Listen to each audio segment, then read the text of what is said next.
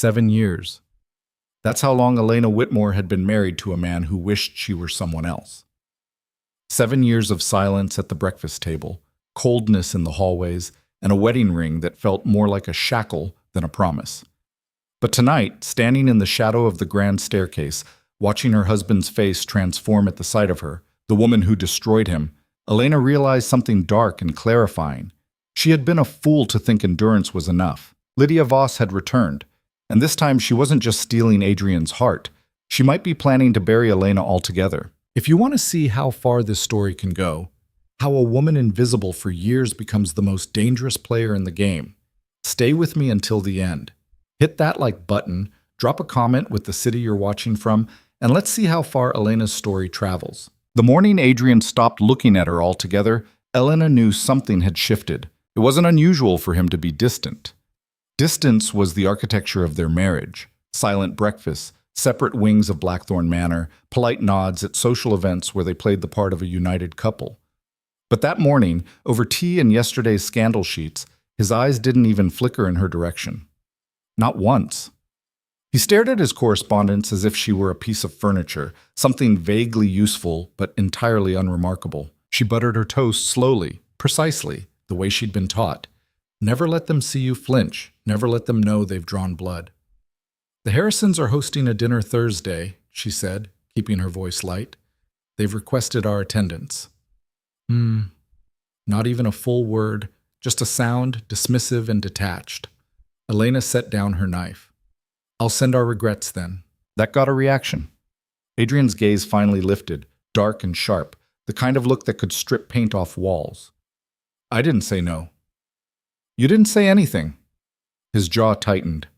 For a second, she thought he might actually engage, might offer some sliver of conversation that went beyond duty and schedules. But then his eyes dropped back to the letter in his hand, and the moment passed. We'll attend, he said flatly. Where the emerald set, it photographs well. She should have been used to it by now. 7 years was long enough to build calluses over every bruise. But some mornings the weight of it all pressed heavier than others. Of course, she murmured. Adrian stood without another word, folding the letter and slipping it into his jacket pocket. He moved like a man perpetually late for something more important, his boots echoing on the marble floor as he strode out. The door closed behind him with a soft, final click. Elena sat alone in the cavernous dining room, surrounded by silver and silence. She didn't cry. She'd stopped crying 3 years ago, the night she realized tears changed nothing. Instead, she finished her tea, dabbed her mouth with the linen napkin, and rose with the kind of composure that came from years of practice. If she was going to be a ghost in her own home, she'd be an elegant one. The housekeeper, Mrs. Davison, appeared in the doorway, hands folded primly. Will you be needing anything else, Your Grace? No, thank you. Very good. Oh, Mrs. Davison hesitated, a rare crack in her professional veneer. A letter arrived for you this morning, personal correspondence.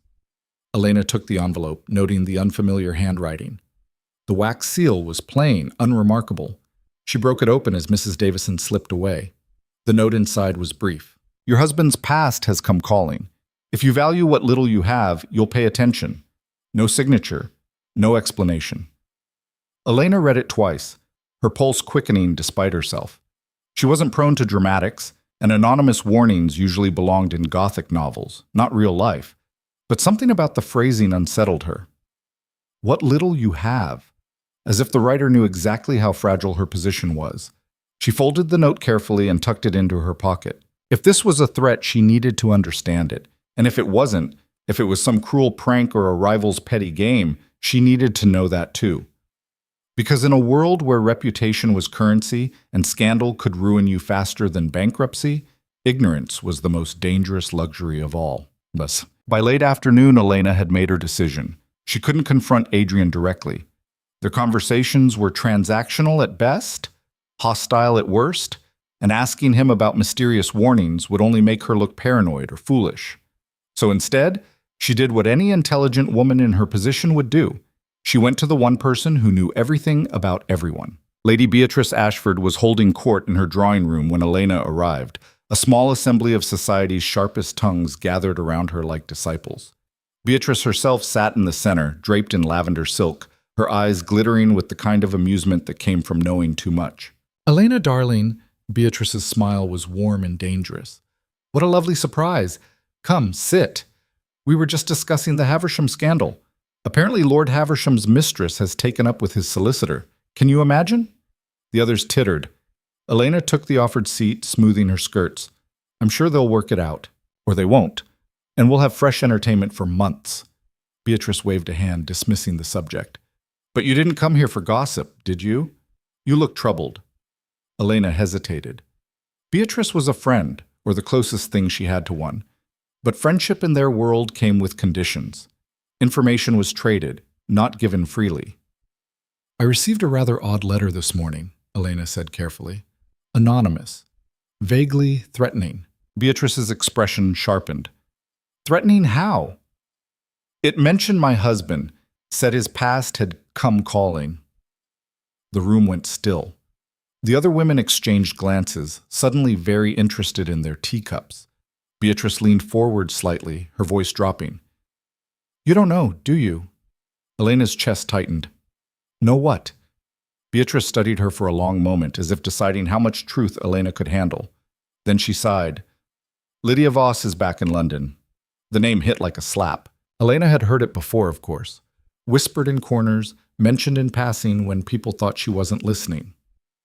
Lydia Voss, the woman Adrian had been engaged to before Elena.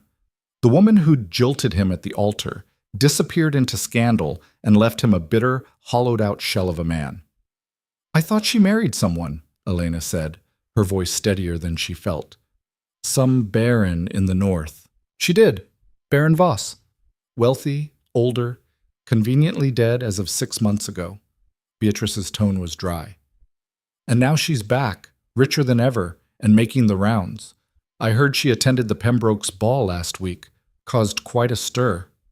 Elena's mind raced. "Does Adrian know?" "I imagine he does. Men like him always know when their ghosts resurface."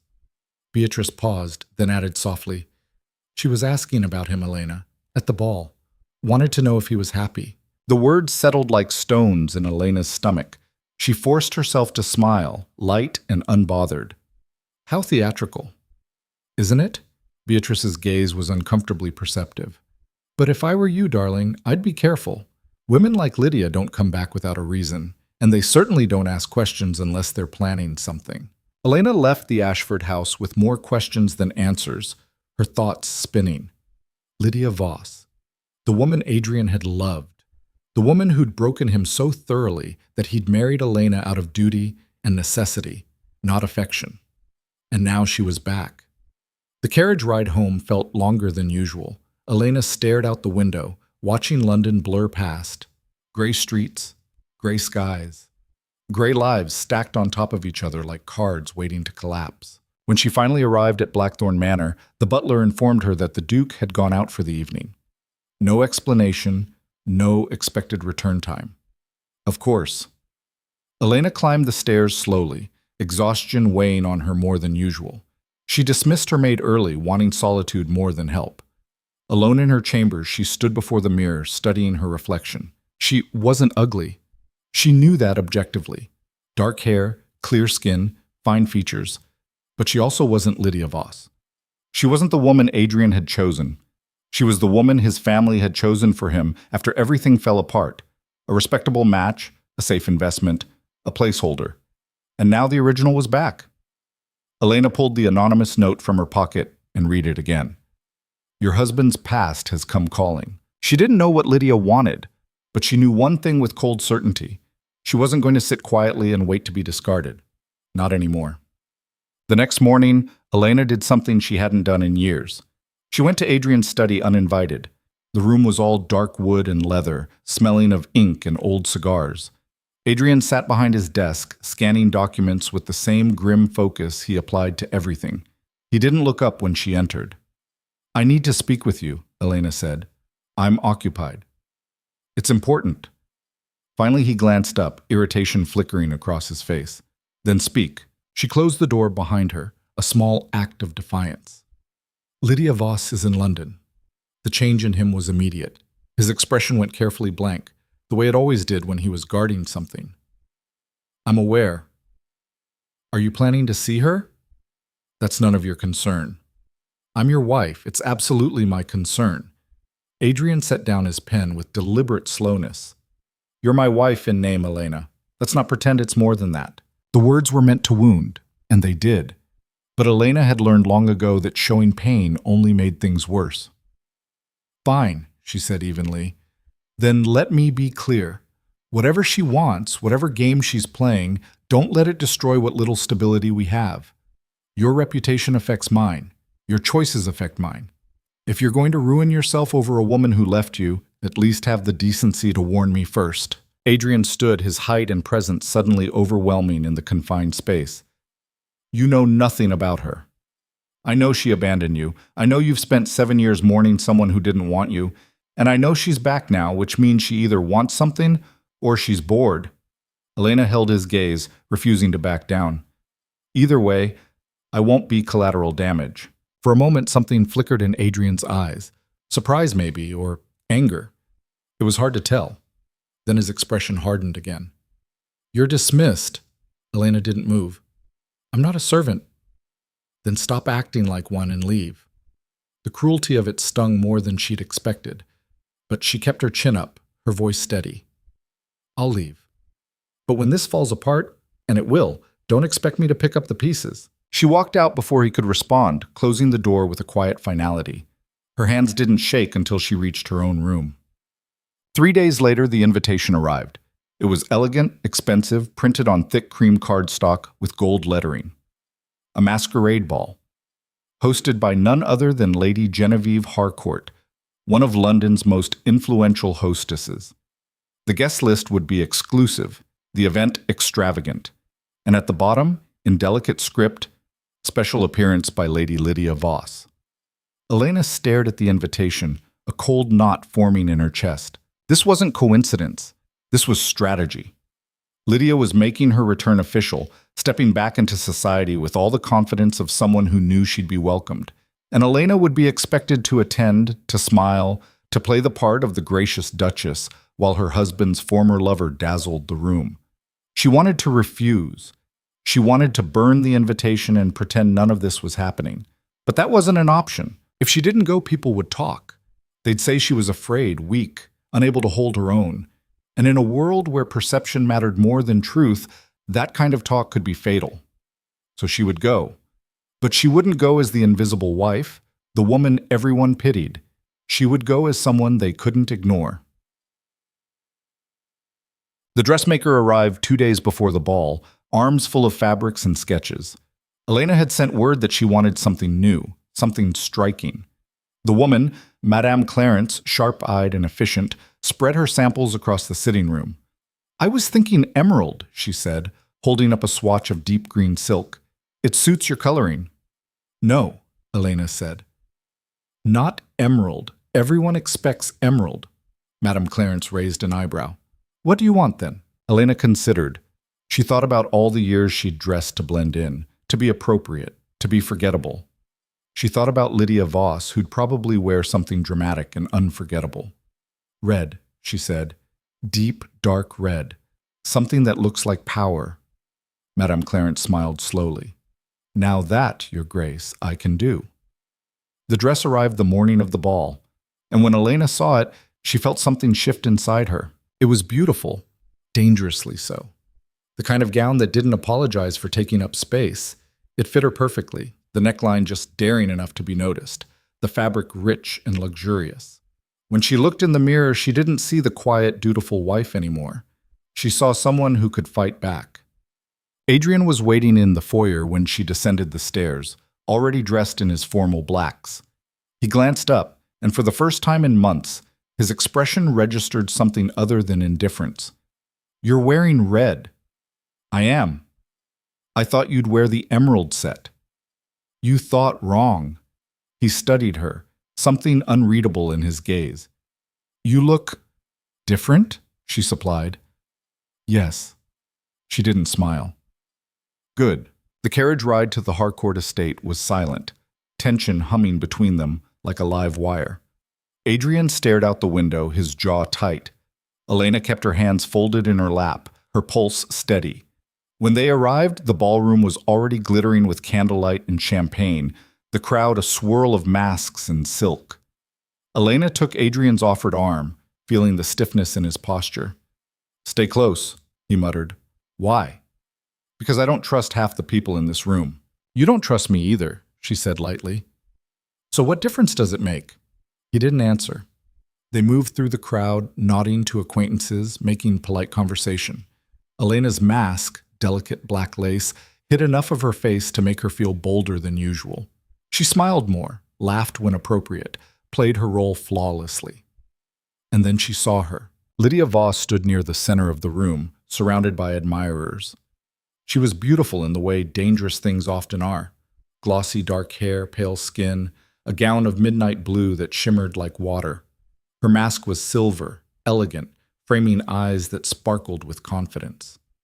Elena felt Adrian tense beside her. "Don't," she whispered. "Don't what?" "Whatever you're thinking, don't." But it was too late. Lydia had seen them. Her gaze locked onto Adrian, and her smile, slow, knowing, triumphant, made Elena's stomach turn.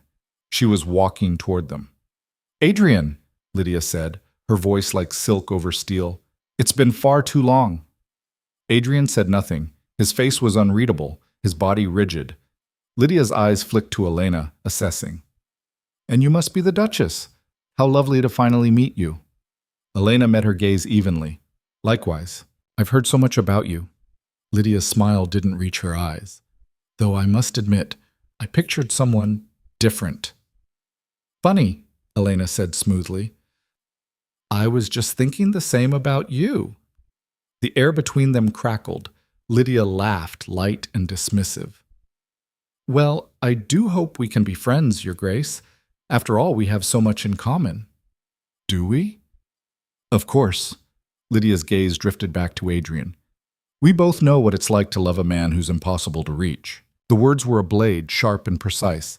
Elena felt the cut, but she didn't flinch.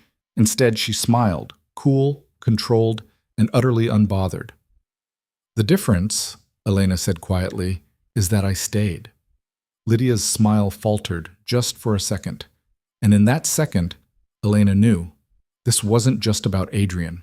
This was war, and she had no intention of losing.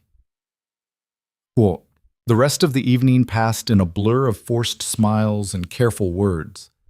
Elena stayed close to Adrian, her hand resting lightly on his arm, projecting the image of unity even as the tension between them threatened to crack the facade. Lydia circled them like a predator, never quite approaching again but always visible, always watching. By the time they returned home, Elena's nerves were frayed and her patience thin. Adrian disappeared into his study without a word. Elena stood alone in the foyer, her beautiful red dress suddenly feeling like armor she was too tired to wear. She climbed the stairs slowly, her mind replaying every moment of the evening. Lydia's smile, Adrian's silence, the way people had watched them, waiting for something to break. In her room, she found another note slipped under her door. "She's more dangerous than you think, and he's weaker than you know. If you want the truth, look closer." Elena crumpled the note in her fist, anger finally breaking through the careful control she'd maintained all night. Someone was playing games with her, and she was done being the pawn. Tomorrow, she would start asking questions. Tomorrow, she would find out exactly what Lydia Voss wanted. And tomorrow, she would decide whether her marriage was worth saving or whether it was time to save herself instead. Elena woke before dawn, her mind already racing. Sleep had been fractured, broken by dreams of Lydia's knowing smile and Adrian's cold silence. She lay still for a moment, staring at the canopy above her bed, then made her decision. If someone was sending her warnings, they knew something. And if they knew something, she needed to find out what and who they were. She dressed quickly, choosing a simple day dress that wouldn't draw attention. The house was quiet, the servants not yet stirring. Elena moved through the corridors like a shadow, her footsteps muffled by thick carpets. She knew where she was going, even if the idea made her stomach twist. Adrian's private study, the one he kept locked. She'd never been inside. In 7 years of marriage, he'd made it clear that certain spaces were his alone. But desperation had a way of eroding propriety, and Elena was far past caring about boundaries that had never protected her anyway. The door was locked as expected. Elena pulled a hairpin from her carefully arranged hair and knelt before the mechanism. Her hands trembled slightly. Not from fear, but from the sheer audacity of what she was doing. She'd watched her younger brother pick locks as a child, though he'd done it for mischief, not survival. The lock clicked open after 3 tries. Elena slipped inside and closed the door behind her, her heart hammering. The study was darker than she'd imagined, heavy drapes blocking most of the early light. She lit a single candle, keeping the flame low. The room was meticulously organized. Ledgers on one shelf, correspondence neatly stacked, everything labeled and categorized. Adrian was nothing if not controlled. Elena moved to the desk first, scanning the papers scattered across its surface. Estate business, investment reports, nothing personal. She opened the drawers one by one, careful not to disturb the order. In the bottom drawer, beneath a stack of old contracts, she found it. A wooden box, small and unadorned, with a delicate brass lock. Elena's pulse quickened. She tried the hairpin again, but this lock was more complex, designed to keep out casual intruders. She sat back on her heels, frustration mounting.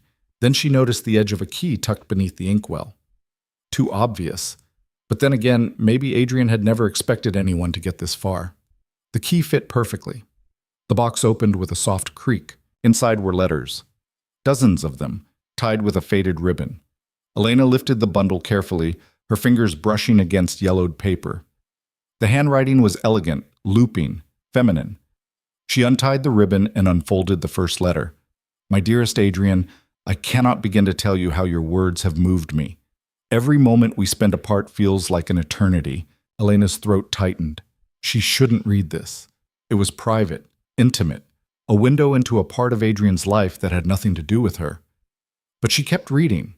The letters chronicled a love affair, passionate, all-consuming, destructive.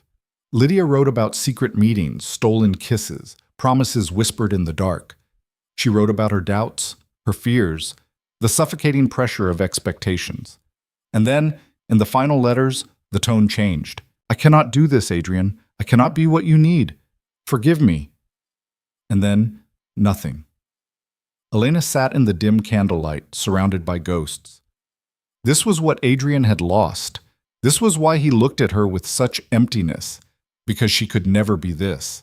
She could never be the woman who'd made him feel alive, even if that same woman had destroyed him. She folded the letters carefully and placed them back in the box.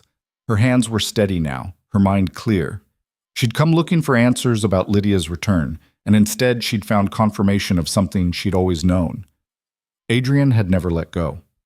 But that wasn't the only thing in the box. Beneath the letters, she found a small leather journal. Elena opened it, scanning the cramped handwriting. Adrian's, not Lydia's. Entries dated from years ago, chronicling his thoughts in the months after Lydia left. Most of it was raw emotion, the kind of pain that made Elena's chest ache despite herself. But near the end, the tone shifted. The entries became colder, more analytical. She didn't leave because she was afraid. She left because someone paid her to. I'm certain of it now. Elena's breath caught. The timing was too perfect. The settlement too generous. Baron Voss appeared out of nowhere with an offer she couldn't refuse, and suddenly she was gone. Someone wanted her away from me. Someone orchestrated this. Elena flipped through the remaining pages, but the entries stopped abruptly. Whatever conclusion Adrian had reached, he hadn't written it down, or he'd hidden it somewhere else. A noise in the hallway made her freeze. Footsteps, slow and deliberate. Elena's heart slammed against her ribs. She blew out the candle, plunging the room into darkness, and slipped behind the heavy curtains just as the door opened. Light spilled into the room. Elena held her breath, pressing herself against the wall. I know you're here. Adrian's voice, cold and sharp. Elena's mind raced. She could step out, confront him, try to explain. Or she could stay hidden and hope he'd leave. Elena. Damn it. She stepped out from behind the curtain, lifting her chin. I needed answers. Adrian stood in the doorway, still dressed in his nightclothes, a candelabra in one hand. His expression was unreadable. So you broke into my study. You've been lying to me. I've never lied to you. Omission is still a lie, Elena shot back. Lydia didn't just leave you, did she? Someone paid her to go. Adrian's jaw tightened. He stepped inside and closed the door, his movements controlled but tense. You read my private correspondence. You left me no choice. Someone's been sending me warnings, Adrian, anonymous notes telling me to pay attention, to watch out. And now Lydia's back, circling like she has unfinished business. So yes, I broke into your study, and yes, I read your letters. Because you won't tell me the truth. The truth? Adrian's voice rose, anger finally breaking through his composure. The truth is that 7 years ago, the woman I loved vanished, and I've spent every day since trying to understand why. The truth is that I married you because my family demanded it, because appearances mattered more than my own wreckage. And the truth is that none of this concerns you, because you and I, he gestured sharply between them. We were never supposed to matter. The words hit like a physical blow. Elena flinched, but she didn't back down. Then why do you care if I'm in here? She asked quietly. If I don't matter, if this marriage is just a performance, why does it bother you that I'm looking for answers? Adrian stared at her, something dangerous flickering in his eyes. Because you don't understand what you're dealing with. Then explain it to me. I can't. Can't or won't. Both. He set the candelabra down on the desk with a heavy thud. If I'm right, if someone orchestrated Lydia's departure, then that same person could be dangerous. And if you start asking questions, you could become a target. Elena's pulse quickened. You think Lydia's in danger? I think Lydia's dangerous, Adrian corrected. Baron Voss died under suspicious circumstances. Fell from his horse, they said. Convenient, considering he was an experienced rider and his estate went entirely to her. The implication hung in the air between them. You think she killed him? Elena said slowly. I think she's capable of more than you realize. Adrian's gaze bored into hers. And I think whoever sent you those notes knows it too. Elena's mind spun. If Lydia had murdered her husband, what did that mean for her return? What did she want? And more importantly, was Elena herself in danger? I'm not going to sit quietly and wait to find out, Elena said. If she's a threat, we need to know what she's planning. We? Yes, we. Elena stepped closer, her voice firm.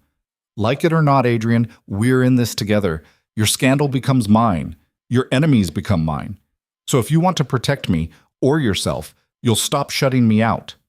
Adrian studied her for a long moment, his expression inscrutable. Then, to her surprise, he exhaled slowly and sank into the chair behind his desk. There's someone, he said finally, an investigator. Discreet. I hired him years ago to look into Lydia's departure, but he never found conclusive proof. Just suspicions. Can you contact him again? I already have. Adrian looked up at her, his eyes shadowed. I sent word the day after the masquerade. If Lydia's planning something, he'll find out. Elena felt a flicker of something she hadn't expected. Relief. Not trust. Not yet. But the faint possibility that she wasn't alone in this. What do we do until then, she asked. We watch. We wait. And we don't give her any reason to think we're on to her. Elena nodded. It wasn't a plan exactly, but it was something. A fragile alliance built on necessity rather than affection.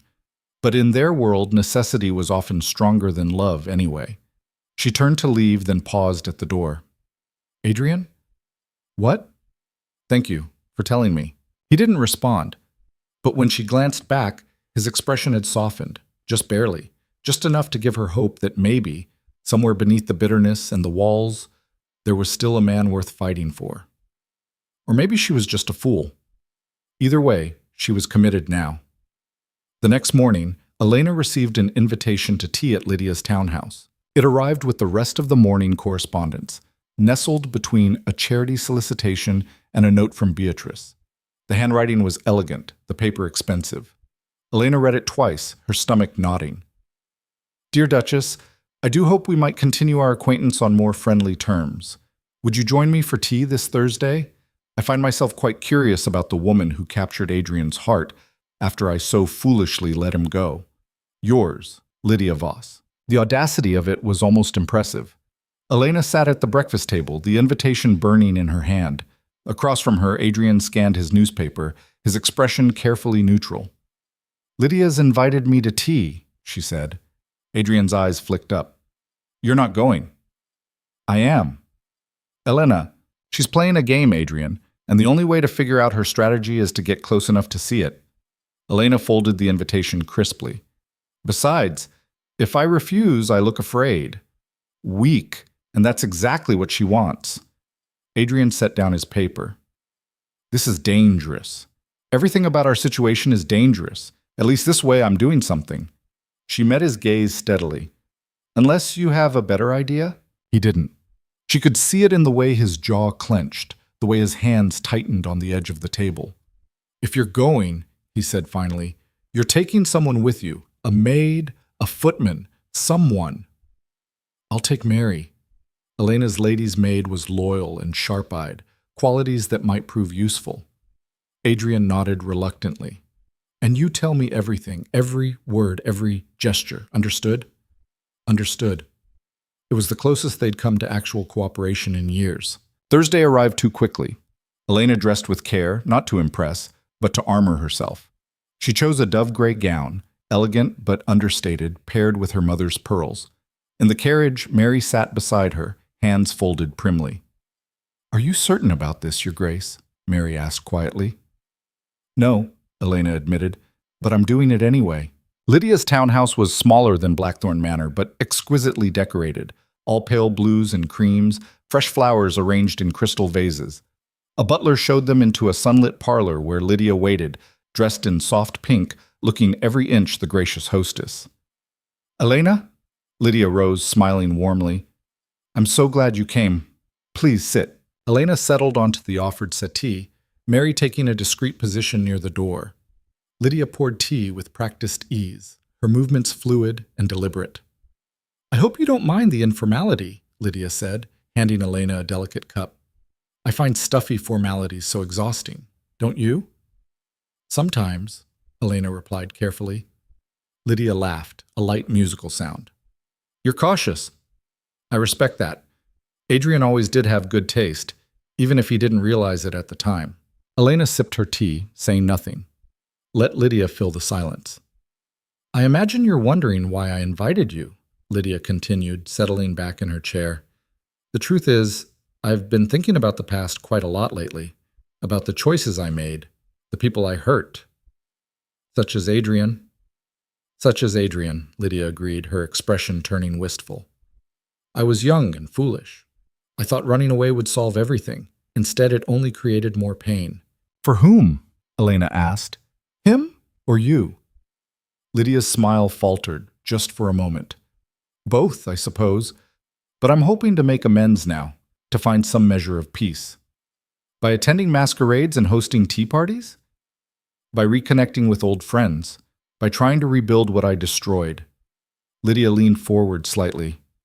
I know what you must think of me, Elena, the wicked woman who broke Adrian's heart, but I promise you, I'm not your enemy. Then what are you? Lydia considered the question, her gaze sharp despite the soft setting. A woman trying to survive in a world that punishes mistakes. Just like you. Elena set down her teacup, the porcelain clinking softly. I'm not here to bond over shared suffering, Lady Voss. If you have something to say it plainly. Very well? Lydia's expression shifted, becoming cooler, more calculated. I know Adrian's been asking questions about Baron Voss's death. I know he's suspicious, and I know you've been receiving anonymous warnings. She paused. I also know I didn't kill my husband. Elena's heart raced, but she kept her face composed. Then who did? That's what I'm trying to discover. Lydia stood and moved to the window, her back to Elena. My husband had enemies, debts, secrets. His death was ruled an accident, but I'm not convinced, and now someone's spreading rumors trying to implicate me. I came back to London to clear my name, not to rekindle old romances. Elena studied her, trying to separate truth from performance. Why tell me this? Hey. Lydia turned, her expression unreadable. Because whoever killed Baron Voss might come after me next. And if Adrian gets too close to the truth, they might come after him too. Or you. The threat, or warning, hung in the air. You're saying we're all in danger, Elena said slowly. I'm saying someone very dangerous is playing a game, and we're all pieces on the board. Lydia moved closer, her voice dropping. I don't expect you to trust me, but I do expect you to be smart. Watch your back, Elena, and watch Adrian's. Because whoever sent those notes isn't trying to help you. They're trying to manipulate you. Elena stood, her mind reeling. I think it's time I left. Of course! Lydia walked her to the door, her demeanor shifting back to gracious hostess. Thank you for coming. I do hope we can speak again soon. In the carriage, Mary looked at her expectantly. Well? She's either telling the truth, Elena said slowly, or she's the best liar I've ever met. By the time Elena returned to Blackthorn Manor, her head was pounding. She found Adrian in the library, papers spread across the table before him. How did it go? He asked without preamble. Elena sank into a chair, exhaustion washing over her. She claims she didn't kill Baron Voss, says someone's trying to frame her, and that we're all in danger. Adrian's expression darkened. And you believe her? I don't know what to believe. Elena rubbed her temples. She sounded convincing, but she also could be manipulating me, trying to make herself seem like a victim. She's good at that. Is she? Elena looked at him directly. Or are you so determined to see her as the villain that you can't consider she might be telling the truth? Adrian's eyes flashed. She left me at the altar, Elena. She took money and ran. That's not the behavior of an innocent woman. No, it's the behavior of a desperate one. Elena stood, frustration boiling over. You're so focused on your own heartbreak that you can't see clearly. What if she was threatened? What if someone forced her to leave? Then she should have told me. Maybe she couldn't. Maybe she was protecting you or herself or... Elena stopped, breathing hard. I'm not defending her. I'm saying we need facts, not emotions. Adrian stood as well, the tension between them crackling. And what facts do you have? None yet, but I'm going to get them. Elena moved toward the door, then turned back. Your investigator, when will he report? Soon. He's been following Lydia since she arrived in London. Good, because I want to know everything. Where she goes, who she meets, what she's really doing here. Elena's voice hardened. If she's lying, we'll expose her. If she's telling the truth, we need to find out who the real threat is. Either way, I'm done being passive. Adrian studied her for a long moment, something like respect flickering in his eyes. You've changed. I've had to. That night, Elena couldn't sleep. She lay in bed, staring at the ceiling, her mind replaying every conversation, every detail. Lydia's words, Adrian's suspicions, the anonymous notes. Somewhere in all of this, there was a pattern. A truth waiting to be uncovered. She rose and lit a candle, then pulled out the notes she'd received. 3 so far. All in the same handwriting, all deliberately cryptic. She spread them on her desk, studying them. Your husband's past has come calling. She's more dangerous than you think, and he's weaker than you know. If you want the truth, look closer. Look closer. But at what? Elena's gaze fell on the 3rd note. The paper was slightly different from the others, heavier, with a faint watermark. She held it up to the light, squinting. There. A crest, barely visible. She'd seen it before, somewhere. Elena rummaged through her writing desk until she found her correspondence. She compared the watermark to various letters and invitations until... There. A match. The paper came from the Harcourt estate. Lady Genevieve Harcourt, who'd hosted the masquerade where Lydia made her grand reappearance. Elena's pulse quickened. Was Genevieve sending the notes? But why? What did she have to gain? Unless she wasn't acting alone. Elena dressed quickly, not bothering with her corset or proper attire. She needed to think, to move. She slipped out of her room and down the hallway, her bare feet silent on the carpet. She found herself outside Adrian's chambers. She'd never been inside, another boundary they'd never crossed. But tonight, boundaries felt irrelevant. She knocked softly. No answer. She tried the handle. Unlocked. The room was dark, the curtains drawn. Elena stepped inside, her candle casting flickering shadows. Elena? She jumped. Adrian sat in a chair by the window, still dressed, a glass of whiskey in his hand. I didn't mean to intrude, she said. I thought you were asleep. I don't sleep much anymore. He gestured to the chair opposite him. What is it? Elena sat, her candle illuminating both their faces. The notes. I think I know who's sending them. Adrian straightened. Who? Someone with access to Harcourt stationery, the watermark matches. She paused. It could be Genevieve herself, or someone in her household. Why would Genevieve send you warnings? I don't know, but she hosted the masquerade. She made sure Lydia would be there, made sure we'd all be in the same room together. Elena leaned forward. What if she's orchestrating this? What if she knows something about Baron Voss's death and she's using us to expose it? Adrian's expression sharpened, or she's trying to cover it up. They stared at each other, the implications settling over them like a heavy cloak. We need to talk to her, Elena said. Agreed, but carefully. If she's involved, we can't let her know we're suspicious. Then we'll need a reason to visit. Something innocent. Adrian considered. There's a charity luncheon next week. Genevieve's hosting. We're already expected to attend. Perfect. Elena stood, her mind already planning. We'll go, we'll observe, and we'll ask questions, discreetly. Adrian rose as well, setting down his glass. Elena. She turned. Be careful, he said quietly. Whoever's behind this, they've already killed once, maybe more. I know. And if something happens to you, he stopped, his jaw working. I wouldn't forgive myself. The admission surprised her. She searched his face, seeing genuine concern there, maybe even something deeper. Nothing's going to happen to me, she said softly. We're going to figure this out, together. He nodded, but she could see the doubt in his eyes. As she left his chambers, Elena realized something had shifted between them. They were still far from whatever a real marriage might look like, but they were no longer strangers. They were allies. And in a world that was growing more dangerous by the day, that might be enough. The next morning brought news that changed everything. Adrian's investigator sent word. He'd been following Lydia, tracking her movements, but last night he'd lost her. She'd left her townhouse in a covered carriage and hadn't returned. More troubling, he'd also been following Baron Voss's former business partner, a man named Nathaniel Cross. Cross had been seen entering the Harcourt estate late at night 3 times in the past week. Elena read the report in Adrian's study, her hands trembling slightly. Cross and Genevieve, she said. They're working together. So it seems. Adrian's voice was grim. The question is, doing what? And where does Lydia fit in? Before Adrian could answer, the butler appeared at the door, his face pale. Your Grace, a constable is here. He's asking to speak with you, both of you. Elena's blood went cold. What about? He wouldn't say, Your Grace, but he seems quite urgent. They followed the butler to the drawing room where a stern-faced constable waited, hat in hand.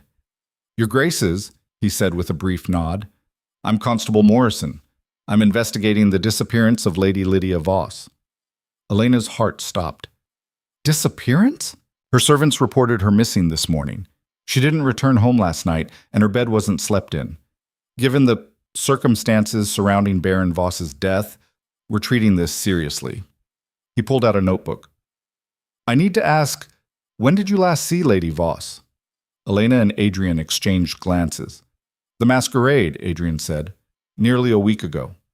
I saw her Thursday, Elena added. We had tea at her townhouse. Morrison's eyebrows rose. Tea? That's interesting. And how did she seem? Nervous, Elena said truthfully. She seemed worried about something. Did she mention any threats? Anyone who might wish her harm? Elena hesitated. This was it. The moment where she could tell the constable everything. About the notes, about Genevieve, about Cross. But something held her back. If she revealed too much now, whoever was behind this would know they'd been discovered. They'd disappear, destroy evidence, maybe hurt someone else. No, she said carefully, nothing specific. Morrison studied her, clearly unconvinced. If you think of anything, Your Graces, please contact me immediately. Lady Voss may be in grave danger. After he left, Elena turned to Adrian, her voice shaking. She's not missing. She's dead. We don't know that. Don't we? Elena's hands clenched into fists. Someone murdered Baron Voss. Now Lydia's gone. And Genevieve and Cross are meeting in secret. This isn't a coincidence. Adrian's face was pale, his jaw tight. For the first time since she'd known him, he looked genuinely afraid. We're going to that luncheon, Elena said, and we're going to find out what Genevieve knows, whatever it takes. The charity luncheon was scheduled for Saturday, which gave them 2 days to prepare. 2 days that felt like holding their breath underwater. Elena spent those hours combing through every detail she could find about Nathaniel Cross. Adrian's connections in the financial world proved useful. Cross had been Baron Voss's business partner in several mining ventures up north, investments that had turned remarkably profitable after Voss's death. The timing alone was damning. He stood to gain everything, Elena said, spreading documents across Adrian's desk. Voss's share of the mines, his properties, his entire portfolio. And with Lydia as the grieving widow, no one questioned the transfer of assets. Adrian leaned over her shoulder, studying the papers. Unless Lydia wasn't just a widow, unless she was a partner, then why would Cross want her dead now? Maybe she became a liability. Or maybe she wanted a bigger cut. Adrian straightened, running a hand through his hair. Either way, if Cross and Genevieve are working together, we need to know why. What does Genevieve gain from all this? Elena had been wondering the same thing. Lady Genevieve Harcourt was wealthy in her own right, socially powerful, seemingly above the kind of sordid schemes that involved murder and manipulation. But people killed for reasons beyond money, power, revenge, secrets. Any of those could be motive enough. We'll find out Saturday, Elena said, one way or another. Friday night, Elena couldn't sleep again. She kept seeing Lydia's face at the tea party, the way her hands had trembled slightly when she spoke about Baron Voss's death. Had that been an act or genuine fear? Around midnight, she gave up and wandered down to the library, seeking distraction in books. She found Adrian already there, a fire burning low in the hearth, papers scattered around him. "You should rest," she said from the doorway. He looked up, shadows under his eyes making him look older than his years. "So should you." Elena moved into the room, settling into the chair across from him. The firelight made everything feel softer, more intimate than the harsh daylight ever did. "What are you working on?" she asked. "Trying to map connections. Cross, Voss, Genevieve, Lydia. There has to be a pattern we're missing." He pushed a paper toward her. "Look at this." 3 years ago, Genevieve's husband invested heavily in one of Cross's ventures. It failed spectacularly. Lord Harcourt lost nearly everything. Elena's pulse quickened. "I didn't know that. Most people don't. The family kept it quiet, covered the losses by selling off properties discreetly. But Genevieve never forgave Cross. She made that clear at several social gatherings. Always subtle, always cutting. So why would she work with him now?" Adrian's expression darkened. Revenge? Blackmail? Maybe Cross has something on her, something that forces her cooperation. Or maybe they found common ground. Elena stared into the fire, pieces clicking together. What if Genevieve helped Cross eliminate Voss in exchange for something? A cut of the profits, or information, or Cross's help eliminating someone else? Adrian finished quietly. They looked at each other, the weight of implication settling between them. "We need to be very careful tomorrow," Adrian said. "If they suspect we know anything—" "I know." Elena's voice was steady despite the fear curling in her stomach. "But we can't back down now. Not with Lydia missing. Not when we're this close." Adrian stood and moved to the window, staring out at the dark grounds. "I keep thinking about what she said to you, about watching our backs." "You think she was warning us?" "I think she knew more than she let on. And I think whoever killed Voss realized it." He turned back to her, his expression harder than she'd ever seen it. "Tomorrow, you stay close to me. No wandering off, no private conversations with Genevieve or Cross. We go in together, we observe, and we leave together. Agreed?" Elena wanted to argue. She'd proven she could handle herself. But the genuine concern in his voice stopped her. "Agreed." "Good." He crossed the room and, to her surprise, held out his hand. "We're partners in this now, properly." Elena took his hand, feeling the warmth and strength of it. Partners. It was the most honest moment they'd shared in 7 years. Saturday arrived with unseasonably cold weather, gray skies threatening rain. Elena dressed in deep burgundy, a color that made her look strong rather than soft. She pinned her hair severely, added minimal jewelry. This wasn't about beauty. It was about presence. Adrian was waiting in the foyer when she descended, looking impeccable in dark gray. His eyes swept over her approvingly. "Ready?" he asked. "As I'll ever be." The Harcourt estate was a sprawling Georgian manor on the outskirts of London, all manicured lawns and classical columns. Carriages lined the drive, society's elite gathering for an afternoon of charitable posturing and social maneuvering. Inside, the drawing rooms had been opened up to accommodate the crowd. Ladies in pastel dresses clustered like bouquets of flowers. Gentlemen gathered near the refreshments, everyone playing their assigned roles. Lady Genevieve held court near the French doors, resplendent in cream silk, her smile bright and welcoming. She spotted Elena and Adrian immediately, her expression flickering with something, surprise, concern, before smoothing into practiced warmth. "Your Graces, how wonderful that you could attend." Genevieve air-kissed Elena's cheeks, her perfume cloying and sweet. "I was worried the weather might keep people away." "We wouldn't miss it," Elena said smoothly. "Your luncheons are always so enlightening." Genevieve's eyes narrowed fractionally. "How kind! Do help yourselves to refreshments. I believe the auction will begin shortly." As they moved away, Adrian murmured, "She's nervous." "I noticed." Elena scanned the room, looking for Cross. "Do you see him?" "Not yet, but he'll be here. Men like him can't resist proximity to power." They circulated carefully, making polite conversation, all the while watching.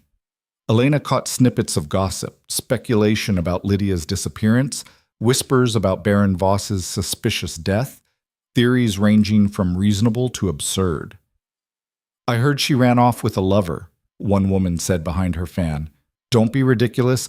She was murdered, obviously, just like her poor husband." But by whom? That was the question, wasn't it? Elena was accepting a glass of champagne from a footman when she spotted him. Nathaniel Cross stood near the far wall, deep in conversation with an older gentleman. He was unremarkable in appearance, average height, thinning brown hair, the kind of face that disappeared in a crowd. But there was something about his eyes, sharp and calculating, that made Elena's skin crawl. "That's him," she whispered to Adrian. Adrian followed her gaze. "Let's see who he talks to." For the next hour, they watched. Cross moved through the room methodically, exchanging brief words with various guests. But he kept glancing toward Genevieve, and she kept glancing back. They were coordinating something. Finally, Cross made his way to the far end of the drawing room and slipped through a side door. Genevieve, after a calculated delay, followed. Elena's heart hammered. "We need to follow them." Elena, see...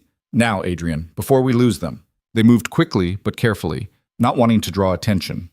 The side door led to a corridor lined with closed rooms, Lord Harcourt's study, a music room, private spaces where guests weren't meant to wander. Voices drifted from behind a partially closed door halfway down the hall. Elena and Adrian exchanged glances, then crept closer. "Can't keep doing this." Genevieve's voice strained and angry. "The constables are asking questions. If they connect us to Voss, they won't." Cross's voice was cold, dismissive. "We've been careful." "Have we? Lydia's disappearance is all anyone's talking about. And the Blackthorns have been asking around, digging into things that don't concern them." Elena's breath caught. "Then perhaps we need to redirect their attention," Cross said, "or eliminate it entirely." Silence. Then Genevieve. "I won't be party to murder. Not again." "You already are, darling. You've been party to it since the beginning." Voss was different. He was a threat to both of us. He knew about your... "Careful!" Cross's voice turned lethal. "Walls have ears." Elena's pulse roared in her ears. She looked at Adrian, seeing her own shock reflected in his face. They'd just heard a confession. Not complete, not detailed enough for a courtroom, but enough to know they'd been right. Genevieve and Cross had killed Baron Voss. "We need to go," Adrian whispered, pulling her back down the hall. "Now." But before they could retreat, footsteps sounded behind them. Elena spun around to find a servant. No, not a servant. The man's clothes were plain, but his stance was wrong, too alert, too ready. "Lost, are you?" he asked, his hand moving to his coat pocket. Adrian stepped in front of Elena. "We were looking for the powder room." "In the private wing? How unfortunate." The man pulled a pistol from his pocket, small but unmistakably deadly. "I think you'd better come with me." Elena's mind raced. They were trapped in a narrow corridor, no escape route, no weapon. The voices in the room ahead had gone silent. Genevieve and Cross must have heard them. "There's no need for that," Adrian said, his voice remarkably calm. "We were simply..." "Save it." The door ahead opened and Cross emerged, his expression flat and cold. Well, this is unfortunate timing. Genevieve appeared behind him, her face pale. Adrian, Elena, what are you doing back here? What does it look like? Cross gestured with his chin to the man with the gun. Take them to the study, quietly. Wait. Genevieve's voice cracked. We can't just... They're guests. People will notice. Then we'll tell them the Duchess felt faint and the Duke took her to rest. No one will question it. Cross's eyes were dead, emotionless. Move. The man with the gun gestured them forward. Elena's legs felt wooden, but she forced herself to walk, Adrian's hand firm on her elbow.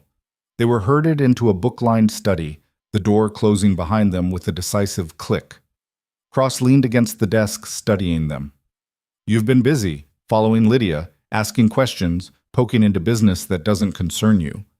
Where is she? Elena demanded, finding her voice. What did you do to Lydia? Cross smiled, thin and cruel. Lydia made the same mistake you're making. She thought she could outsmart me. Asked too many questions, threatened to expose what really happened to her dear departed husband. He shook his head. Foolish woman. You killed her, Adrian said flatly. Let's just say she's no longer a problem. Much like you're about to not be a problem. Elena's blood ran cold. This was it, the moment she'd feared since this whole nightmare began. They were going to die in this study, and Cross would make it look like an accident or a disappearance, just like he'd done with Voss and Lydia. People know we're here, she said, trying to keep her voice steady. If we disappear from your luncheon, questions will be asked, and I'll answer them. Poor Duchess, taken ill so suddenly. The Duke rushed her home before the constable could be called. Such a devoted husband. Cross's smile widened. Except you'll never make it home, will you? Tragic accident on the road. Carriage overturned. These things happen. Genevieve stood by the window, her hands clasped tightly, her face a mask of distress. Nathaniel, please, this has gone far enough. Shut up. Cross didn't even look at her. You wanted Voss dead as much as I did. You wanted revenge for what he did to your family's fortune. Don't pretend moral superiority now.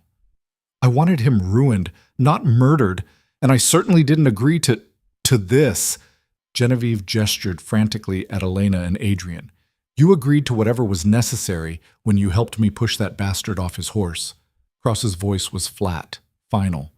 You're in this until the end, Genevieve. We both are. The confession hung in the air, damning and complete. Elena felt Adrian tense beside her, his mind clearly working through options. The man with the gun stood between them and the door, alert and professional. Cross was unarmed but dangerous. Genevieve was falling apart but still complicit. They needed a miracle, or at the very least, a distraction. Elena made her decision in a heartbeat. You're right, she said, her voice loud and clear. People will believe a carriage accident, just like they believed Voss fell from his horse. Cross's eyes narrowed. What's your point? My point is that you're not as clever as you think. Elena took a step forward, ignoring the gun trained on her. You left evidence, witnesses, paper trails. Adrian's investigator has been following you for weeks. He knows about your meetings with Genevieve, about the mining profits, about everything. It was a bluff. The investigator had some information, but not everything. But Elena needed Cross to believe otherwise.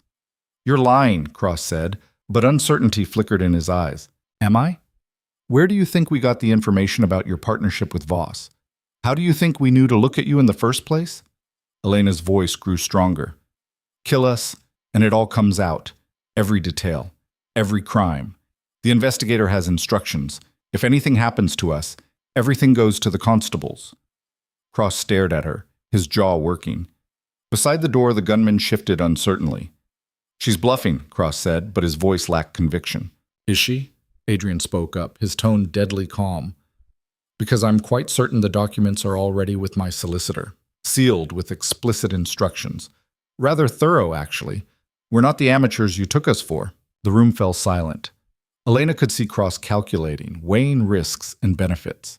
If they were telling the truth, and they delivered it convincingly enough that he couldn't be certain they weren't, killing them would trigger exactly the exposure he'd been trying to avoid.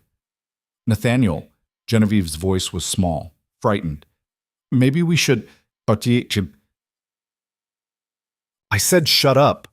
Cross whirled on her, his composure finally cracking. This is your fault. If you hadn't insisted on that damn masquerade, if you hadn't brought Lydia back into the picture, you're the one who wanted her dead, Genevieve shrieked. You're the one who said she knew too much. Their alliance was fracturing, years of resentment and fear boiling over. Elena caught Adrian's eye. This was their chance. Adrian moved first, lunging toward the gunman. The man swung the pistol toward him, but Adrian was faster, grabbing his wrist and slamming it against the wall. The gun clattered to the floor. Elena dove for it, her fingers closing around cold metal. She'd never held a pistol before, but desperation made her bold. She aimed it at Cross, her hands shaking but her voice steady. Don't move. Cross froze, his face twisted with rage and disbelief. Adrian had the gunman pinned against the wall, one arm wrenched behind his back. Genevieve stood paralyzed by the window, tears streaming down her face. Elena, Adrian's voice was strained. The door. She backed toward it, keeping the gun trained on Cross, and threw it open. Help! She screamed into the corridor. Someone help us! Footsteps thundered toward them, servants, guests, drawn by the commotion. Within moments, the study was filled with people, chaos erupting. Get the constable, Adrian commanded, his voice cutting through the noise. Now! Someone ran. Elena lowered the gun, her whole body trembling with adrenaline. Cross stood motionless, his expression one of pure hatred. You'll regret this, he hissed. Both of you. I doubt it, Elena said quietly. Constable Morrison arrived within the hour, summoned from wherever he'd been investigating Lydia's disappearance. The study was cleared of everyone except Elena, Adrian, Morrison, and 2 of his men. Cross and Genevieve had been separated, the gunmen already restrained. Elena told him everything, the notes, the investigation, the overheard confession. Adrian corroborated, adding details about the financial connections, the suspicious timing of Voss's death. Morrison listened, his expression growing grimmer by the minute. This is a serious accusation, Your Graces. It's the truth, Elena said. And if you search this estate, I suspect you'll find evidence. Letters, documents, maybe even… She stopped, a horrible thought occurring to her. Constable? Have you searched the grounds, the outbuildings? Morrison frowned. Not yet. Why? But because if Lydia's dead, Cross wouldn't have had time to dispose of the body far from London. He'd need somewhere close, somewhere private. Elena's voice dropped. Somewhere like this estate. Morrison's eyes widened. He turned to his men. Search everything. The grounds, the cellars, the stables, everything. They found Lydia 3 hours later in a disused wine cellar beneath the servants' quarters. She'd been strangled, her body hastily wrapped in canvas and hidden among old furniture. The constable said she'd been dead no more than 2 days. Elena heard the news in Genevieve's drawing room, where she and Adrian had been asked to wait. The words hit her like physical blows. She'd hoped, despite everything, that Lydia might still be alive, that somehow they'd been wrong. I should have acted faster, she whispered. When she came to me for tea, when she warned me, I should have done something. Adrian's hand found hers, squeezing gently. You couldn't have known. Couldn't I? All the signs were there, the fear in her eyes, the way she kept looking over her shoulder. Elena's throat tightened. She was terrified, and I let her walk out that door. She made her own choices, got involved with dangerous people, played dangerous games. Adrian's voice was rough. We can't save everyone, Elena. We can only bring them justice. Justice. It felt like cold comfort in the face of so much death. Morrison returned near evening, his face haggard. We've taken statements from both Cross and Lady Harcourt. She's confessing to everything. Seems the reality of murder charges broke her faster than we expected. Cross is still refusing to talk, but it won't matter. We have enough. What will happen to them? Elena asked. Trial. Almost certainly execution for Cross. He's the primary actor, the one who actually killed Voss and Lydia. Lady Harcourt might avoid the noose if her cooperation continues, but she'll spend the rest of her life in prison regardless. Morrison shook his head. A nasty business, all of it. Baron Voss discovered Cross was embezzling from their mining ventures, threatened to expose him. Cross convinced Lady Harcourt to help. She wanted revenge for her husband's losses, and Cross promised her a share of the profits once Voss was eliminated. And Lydia? Adrian asked. Wrong place, wrong time, and too smart for her own good. She suspected Cross had killed her husband, started asking questions after she returned to London. Cross couldn't risk her going to the authorities. Morrison paused. If you two hadn't been so persistent, if you hadn't overheard that conversation, Cross might have gotten away with all of it. Elena felt no triumph, only exhaustion and sadness. May we go home now? Of course. I'll need formal statements from both of you tomorrow, but for tonight, you're free to leave. The carriage ride back to Blackthorn Manor was silent. Elena stared out the window at the darkening sky, processing everything that had happened. They'd won. Exposed the killers, solved the mystery, survived when they might easily have died. So why did she feel so hollow? Elena. She turned to find Adrian watching her, his expression unreadable in the dim light. You saved our lives today, he said quietly. That bluff about the investigator, it bought us the time we needed. We saved each other, she corrected. If you hadn't gone for the gun, I know. He reached across the carriage and took her hand again, properly this time, his fingers threading through hers. We make a good team. It was the closest he'd come to acknowledging what had shifted between them. Not love, not yet, maybe not ever. But something real, something solid. Partnership. Respect. Trust earned through fire.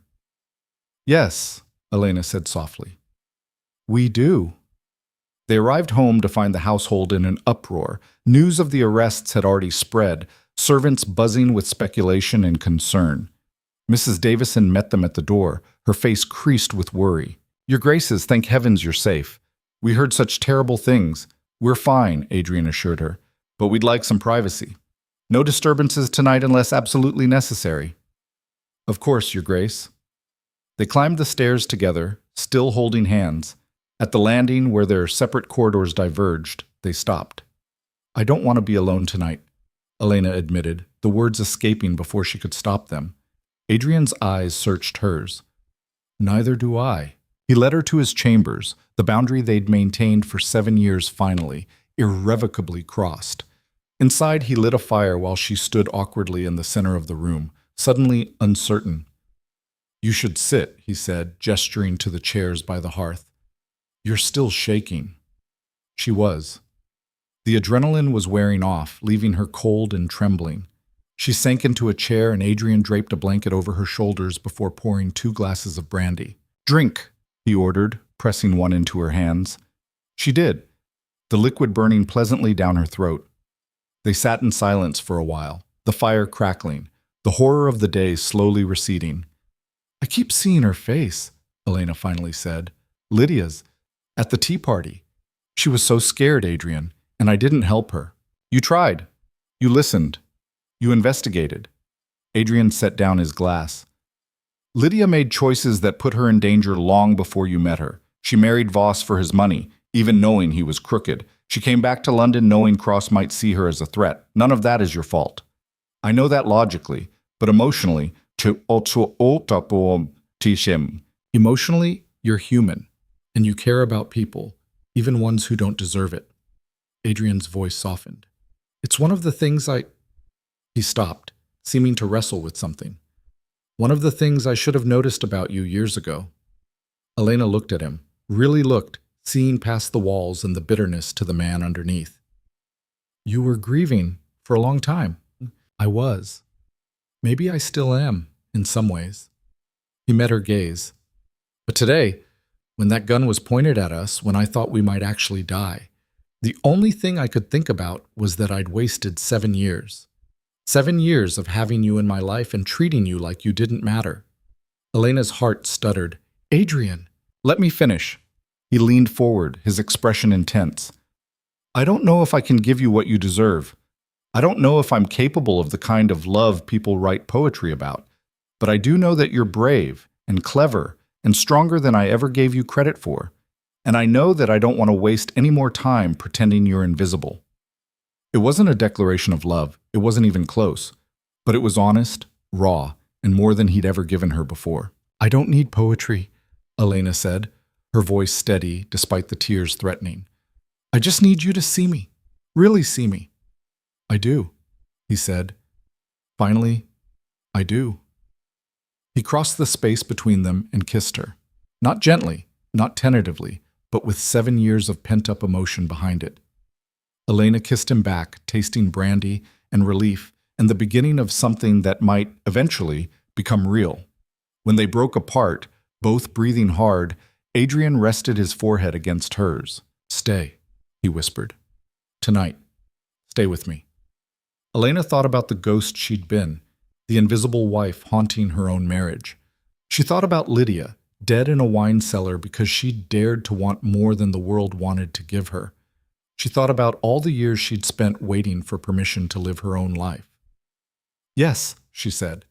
And for the first time in 7 years, Elena Blackthorne slept beside her husband, not as a duty, not as an obligation, but as a choice. Outside, rain finally began to fall, washing the day's blood and revelations into the London gutters. Inside Blackthorne Manor, two people who'd been strangers for too long began the slow, uncertain process of becoming something more. The danger had passed. The killers were caught. But the real test, whether a marriage built on ashes could ever become something worth having, was only just beginning. Morning came with pale sunlight filtering through curtains Elena didn't recognize. For a disorienting moment, she forgot where she was, then felt the warmth beside her, Adrian's breathing deep and even, his arm draped across her waist. 7 years. 7 years of separate beds, separate lives, separate existences under the same roof. And now this. She shifted slightly, and Adrian's eyes opened, immediately alert despite the early hour. They stared at each other in the gray dawn light, the weight of what they'd crossed hanging between them. "We survived," he said quietly. "Barely. Still counts." His fingers traced an idle pattern on her shoulder. "What happens now?" It was the question Elena had been avoiding. Last night had been born of trauma and relief, two people clinging to each other in the aftermath of violence. But daylight demanded clarity, decisions, reality. "I don't know," she admitted. "Do you?" Adrian was silent for a long moment. Then he sat up, running both hands through his hair in a gesture she was learning meant he was thinking hard. "I know what I don't want. I don't want to go back to what we were. The silence, the distance, the waste of it all. Neither do I. But I also can't promise you some fairy tale transformation. I'm not," he struggled with the words. "I'm not good at this. At being a husband in any real sense. I don't know how." Elena sat up as well, pulling the blanket around herself. "I'm not asking for perfection, Adrian. I'm asking for honesty, for effort. For you to stop treating me like I'm a piece of furniture that came with the house." A ghost of a smile crossed his face. "You've never been furniture. Furniture doesn't talk back. Is that what you want? Someone who doesn't talk back?" "No." The word was immediate, certain. "No. Yesterday proved that. You challenged Cross, you stood your ground, you were remarkable. And I realized I'd been married to a remarkable woman for 7 years without bothering to notice. It wasn't poetry, but it was something. Maybe something they could build on." "So we try," Elena said. "Really try. Not for show, not for society. For us." Adrian reached for her hand, his grip warm and solid. "For us." They were interrupted by a sharp knock at the door. Adrian swore under his breath, grabbing his robe. "What?" Mrs. Davison's voice filtered through, tight with stress. "Your Grace, I apologize for the intrusion, but there are reporters at the gate. Quite a number of them. They're demanding statements about yesterday's events." Of course. The arrest of a baron's widow's killer and a prominent society hostess would be front-page news. Elena had been so consumed with survival, she hadn't considered the aftermath, the scandal, the gossip, the ravenous public appetite for details. "Tell them we'll issue a statement through our solicitor," Adrian called back. "No one speaks to the press directly, clear?" "Yes, Your Grace." "Oh, your tss." Her footsteps retreated. Adrian turned back to Elena, frustration etched on his face. "It's going to be a circus. For weeks. Probably months. Everyone will want to know what happened, what we saw, whether we were ever in danger." "Then we control the narrative," Elena said, her mind already working. "We don't hide from it. We face it head on, together, and we make it clear that the Duke and Duchess of Blackthorne are united." Adrian raised an eyebrow. "You want to use this? Turn it into an opportunity?" "Why not?" People are going to talk regardless. We might as well give them something to talk about that serves us. Elena stood, moving to the window. Already she could see figures clustered beyond the gates, the flash of what might be early photographic equipment. Right now, society sees us as the couple who stumbled into a murder investigation. But we could be more than that. We could be the couple who solved it, who stood together against killers and won. She turned back to him, conviction hardening her voice. For 7 years, people have pitied me. The poor Duchess, married to a man who loves a ghost. Well, I'm done being pitied, and you're done being seen as a bitter recluse. Yesterday changed things. Let's make sure it changes them in our favor. Adrian studied her, something like admiration flickering in his dark eyes. You've been thinking about this. I've been thinking about a lot of things. Elena moved toward her own chambers, needing to dress, to prepare. We have Constable Morrison coming for formal statements today. That's our first audience. We need to be synchronized, presenting the same story, the same united front. You sound like you're planning a campaign. I am. A campaign to reclaim our lives from people who thought they could define us. She paused at the connecting door between their rooms, unlocked now, open for the first time. Are you with me? Adrian crossed to her, tilted her chin up with one finger. I'm with you. The kiss was brief but intense, a promise and a claim all at once. When he pulled back, Elena felt steadier than she had in years. Good, she said. Then let's go to war. By the time Constable Morrison arrived mid-morning, Elena and Adrian had their strategy refined. They dressed carefully, Adrian in his most authoritative dark suit, Elena in deep blue that made her look serious and credible. They sat together in the drawing room, close enough that their unity was obvious, distant enough that it didn't seem performative. Morrison looked exhausted, his eyes bloodshot from what had clearly been a sleepless night. Your Graces, thank you for seeing me. I know yesterday was traumatic. We're prepared to give you everything you need, Elena said smoothly. But first tell us, how are the investigations proceeding? Morrison settled into his chair with a heavy sigh. Cross is still refusing to cooperate, but Lady Harcourt has been extraordinarily forthcoming. She's provided details about the planning of Baron Voss's murder, the disposal of evidence, everything. She's trying to save her own neck by claiming diminished responsibility, coercion by Cross. Will that work? Adrian asked. Unlikely. She was an active participant regardless of her motives, but her testimony will ensure Cross hangs, which is something. Morrison pulled out his notebook. Now, if you could walk me through yesterday's events from the beginning. They did, taking turns, their accounts dovetailing seamlessly. Elena described the anonymous notes, her investigation, the tea with Lydia. Adrian covered his financial research, the connections he'd uncovered. Together they recounted the overheard confession, the confrontation, the terror of being held at gunpoint. Morrison scribbled furiously. And the bluff about the investigator having evidence? That was improvised? Entirely, Elena confirmed. But it bought us time, made Cross hesitate just long enough for us to act. Quite brilliant, really. Morrison looked up from his notes. You understand there will be a trial. You'll both likely be called to testify. We expected as much, Adrian said. We'll be prepared. Good. Because the defense will try to discredit you, suggest you had ulterior motives for investigating. They'll dig into your marriage, your past connections to Lydia. Let them dig, Elena said calmly. We have nothing to hide. It was a lie. Every marriage had secrets, but it was the right lie to tell. Morrison seemed satisfied, making a final note before standing. One more thing, he said. The press is going to be relentless. I'd advise caution in what you say publicly. We'll be discreet, Adrian assured him. After Morrison left, they looked at each other. Nothing to hide, Adrian repeated dryly. Elena shrugged. Compared to conspiracy and murder, our marital troubles seem rather tame, don't you think? Fair point. The next challenge came that evening, in the form of an invitation Elena had been half expecting.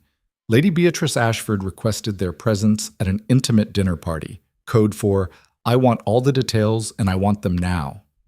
We should go, Elena said, reading the note. Adrian looked skeptical. You want to face the gossip mill already? I want to control it. Beatrice is connected to everyone who matters.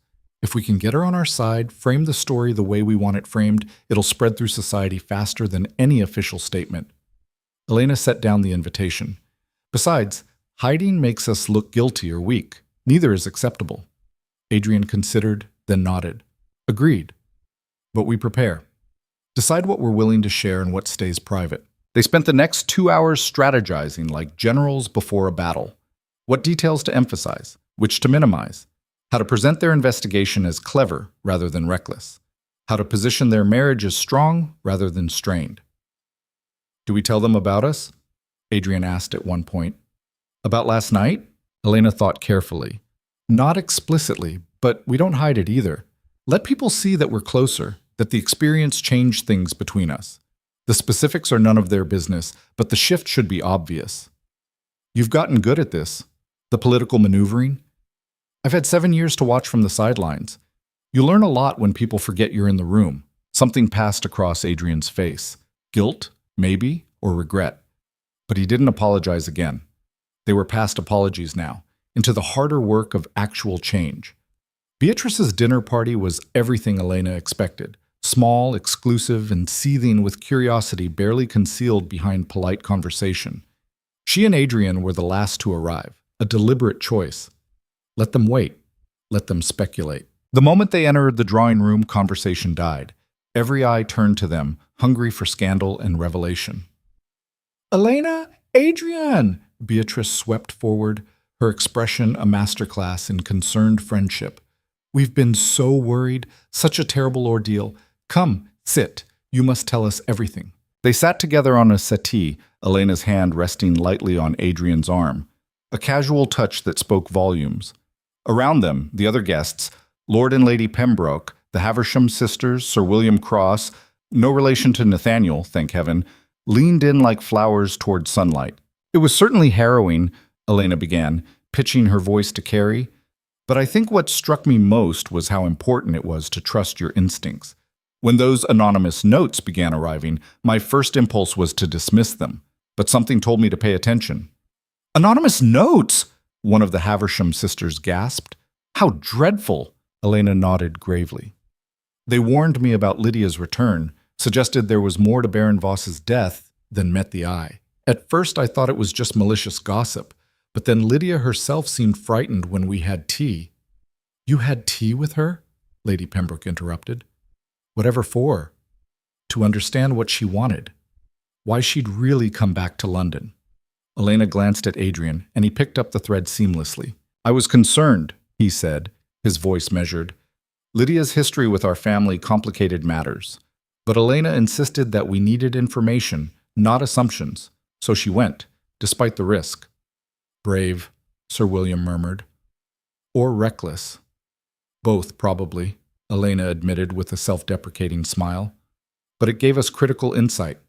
Lydia was terrified of someone, though she wouldn't say who, and when she disappeared, we knew it wasn't voluntary. How did you end up at the Harcourt luncheon? Beatrice asked, her eyes sharp. If you suspected something was wrong? Adrian fielded this one. We'd connected Nathaniel Cross to Baron Voss through business dealings. When we learned Cross had been meeting secretly with Lady Harcourt, and that the anonymous notes were written on Harcourt's stationery, it seemed prudent to observe them in a public setting. We didn't expect to overhear a confession, Elena added, and we certainly didn't expect them to pull a gun on us. The room erupted in horrified exclamations. Elena let them wash over her, watching how people reacted. Beatrice's shock was genuine. She'd known Genevieve for years. The Haversham sisters were titillated, already composing the gossip they'd spread. Lord Pembroke looked calculating, probably reassessing political alliances. What I still don't understand, Lady Pembroke said slowly, is why Lady Harcourt would risk everything to help Cross kill Baron Voss. What did she gain? Revenge, Elena said simply. Voss had cost her husband a fortune years ago. When Cross approached her with a plan to eliminate him, she saw an opportunity to reclaim her family's honor, or so she thought. But surely she knew it would come out eventually, Beatrice protested. They'd gotten away with it for months, Adrian pointed out. If Lydia hadn't started asking questions, if she and I hadn't pursued the investigation, Cross and Harcourt might have continued indefinitely. Elena squeezed his arm gently, a small gesture that didn't go unnoticed. We made a good team, she said quietly. I couldn't have done it without him. Nor I without her, Adrian agreed, meeting her eyes. The look that passed between them was real, not performed, not calculated, but genuinely intimate. The room felt it, a shift in energy that changed how people were perceiving them. "Well," Beatrice said after a moment, her tone warm with approval, "it seems this dreadful business has had at least one positive outcome. You two seem remarkably united." "Near-death experiences tend to clarify priorities," Elena said lightly. "You realize what actually matters." The conversation moved on after that, but Elena could feel the reassessment happening around her. These people had watched her marriage from the outside for 7 years, had whispered about Adrian's coldness and her resignation. Now they were seeing something different: partnership, mutual respect, maybe even the beginning of genuine affection. By the end of the evening, as she and Adrian made their farewells, Elena knew they'd succeeded. The story would spread exactly as they'd shaped it. The Duke and Duchess of Blackthorn, united by tragedy, strengthened by danger, emerging as a force to be reckoned with. In the carriage home, Adrian laughed quietly. "You were magnificent, the way you led them exactly where you wanted them to go." "We led them," Elena corrected. "You played your part perfectly. The protective husband, the analytical mind. It was convincing because it was true." "Was it?" Adrian's voice softened. "The protective part, I mean. When Cross had that gun on you, when I thought—" He stopped, his jaw tightening. "I've never been that afraid in my life." Elena turned to him in the darkness of the carriage. "I was afraid too. Not just of dying, but of dying before we'd had a chance to actually try, to see what we could be if we stopped hiding behind old wounds."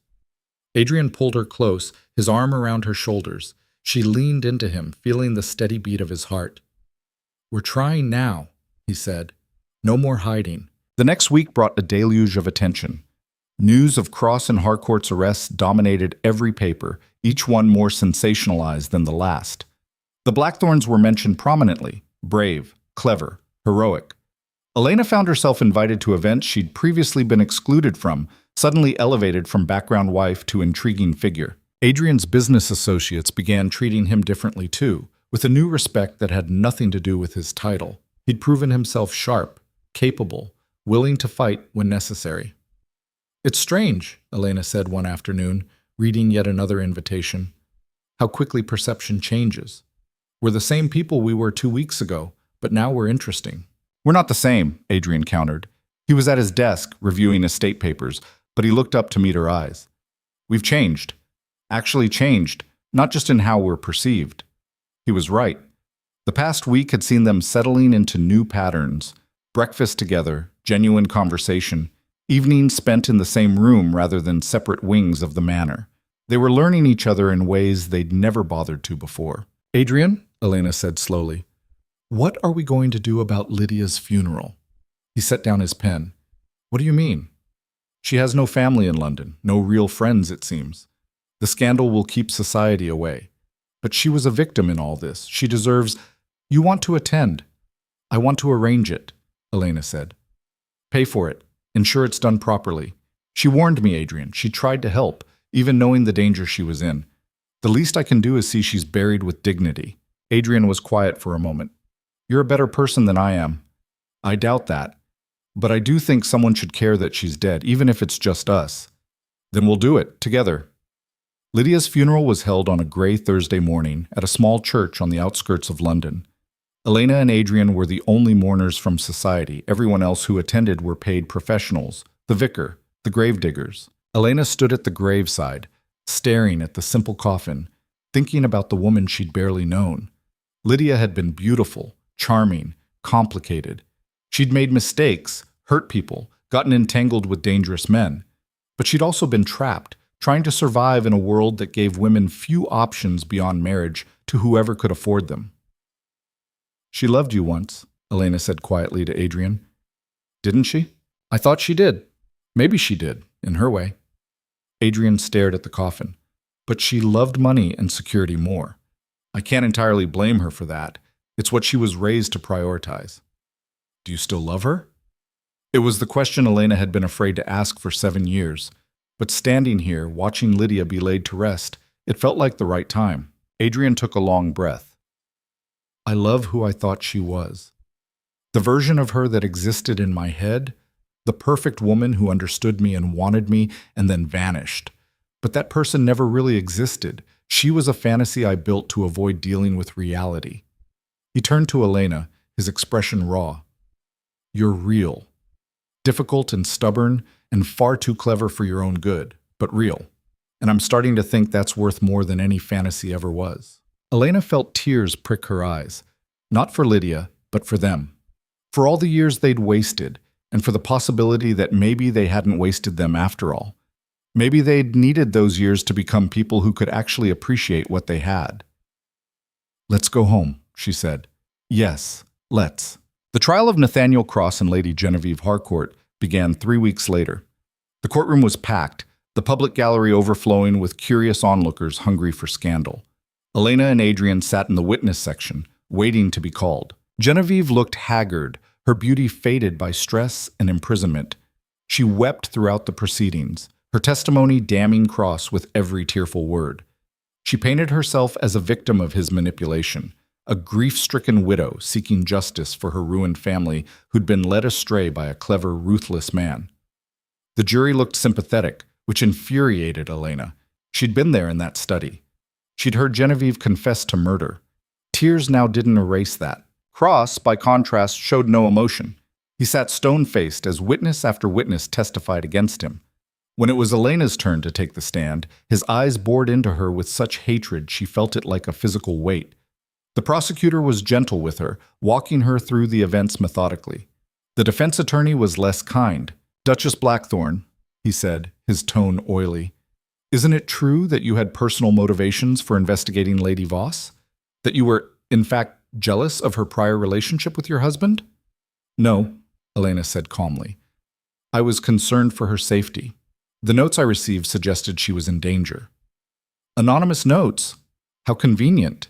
Did you save these notes? Yes, they were submitted as evidence. Notes that could have been written by anyone, including yourself, to justify your obsession with Lady Voss. Elena's hands tightened on the rail, but she kept her voice level. I had no obsession with Lady Voss. I barely knew her. What I had was concern for another woman who seemed frightened and alone. Or perhaps you saw an opportunity to play detective, to insert yourself into your husband's past, to finally make him notice you after years of being ignored. The courtroom murmured.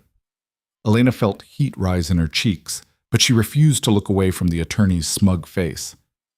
My marriage is not on trial here, she said clearly. 2 people are on trial for murder. That's what we should be discussing. The judge intervened, sustaining the prosecutor's objection, but the damage was done. The defense had planted seeds of doubt, suggesting Elena's investigation was personal vendetta rather than genuine concern. When Adrian took the stand an hour later, the defense tried similar tactics, suggesting he'd wanted revenge on Lydia for abandoning him, that he'd fabricated evidence to implicate Cross and Harcourt. Adrian demolished them with cold precision, walking through the financial records, the timeline, the business connections.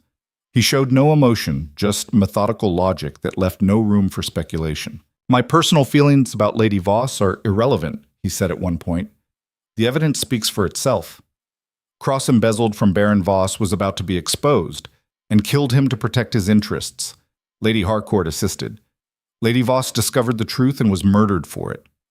These are facts, supported by documents, testimony, and physical evidence. Everything else is theatrical distraction. By the time both sides rested their cases, Elena felt wrung out. The jury deliberated for 4 hours before returning with their verdict. Nathaniel Cross, guilty on all counts. Murder of Baron Voss, murder of Lady Lydia Voss, conspiracy, fraud. Lady Genevieve Harcourt, guilty of conspiracy to commit murder, accessory to murder. Cross would hang. Harcourt would spend the rest of her life in prison. The courtroom erupted in noise, cheers from some quarters, gasps from others. Elena sagged in her seat, relief flooding through her. It was over. Finally over.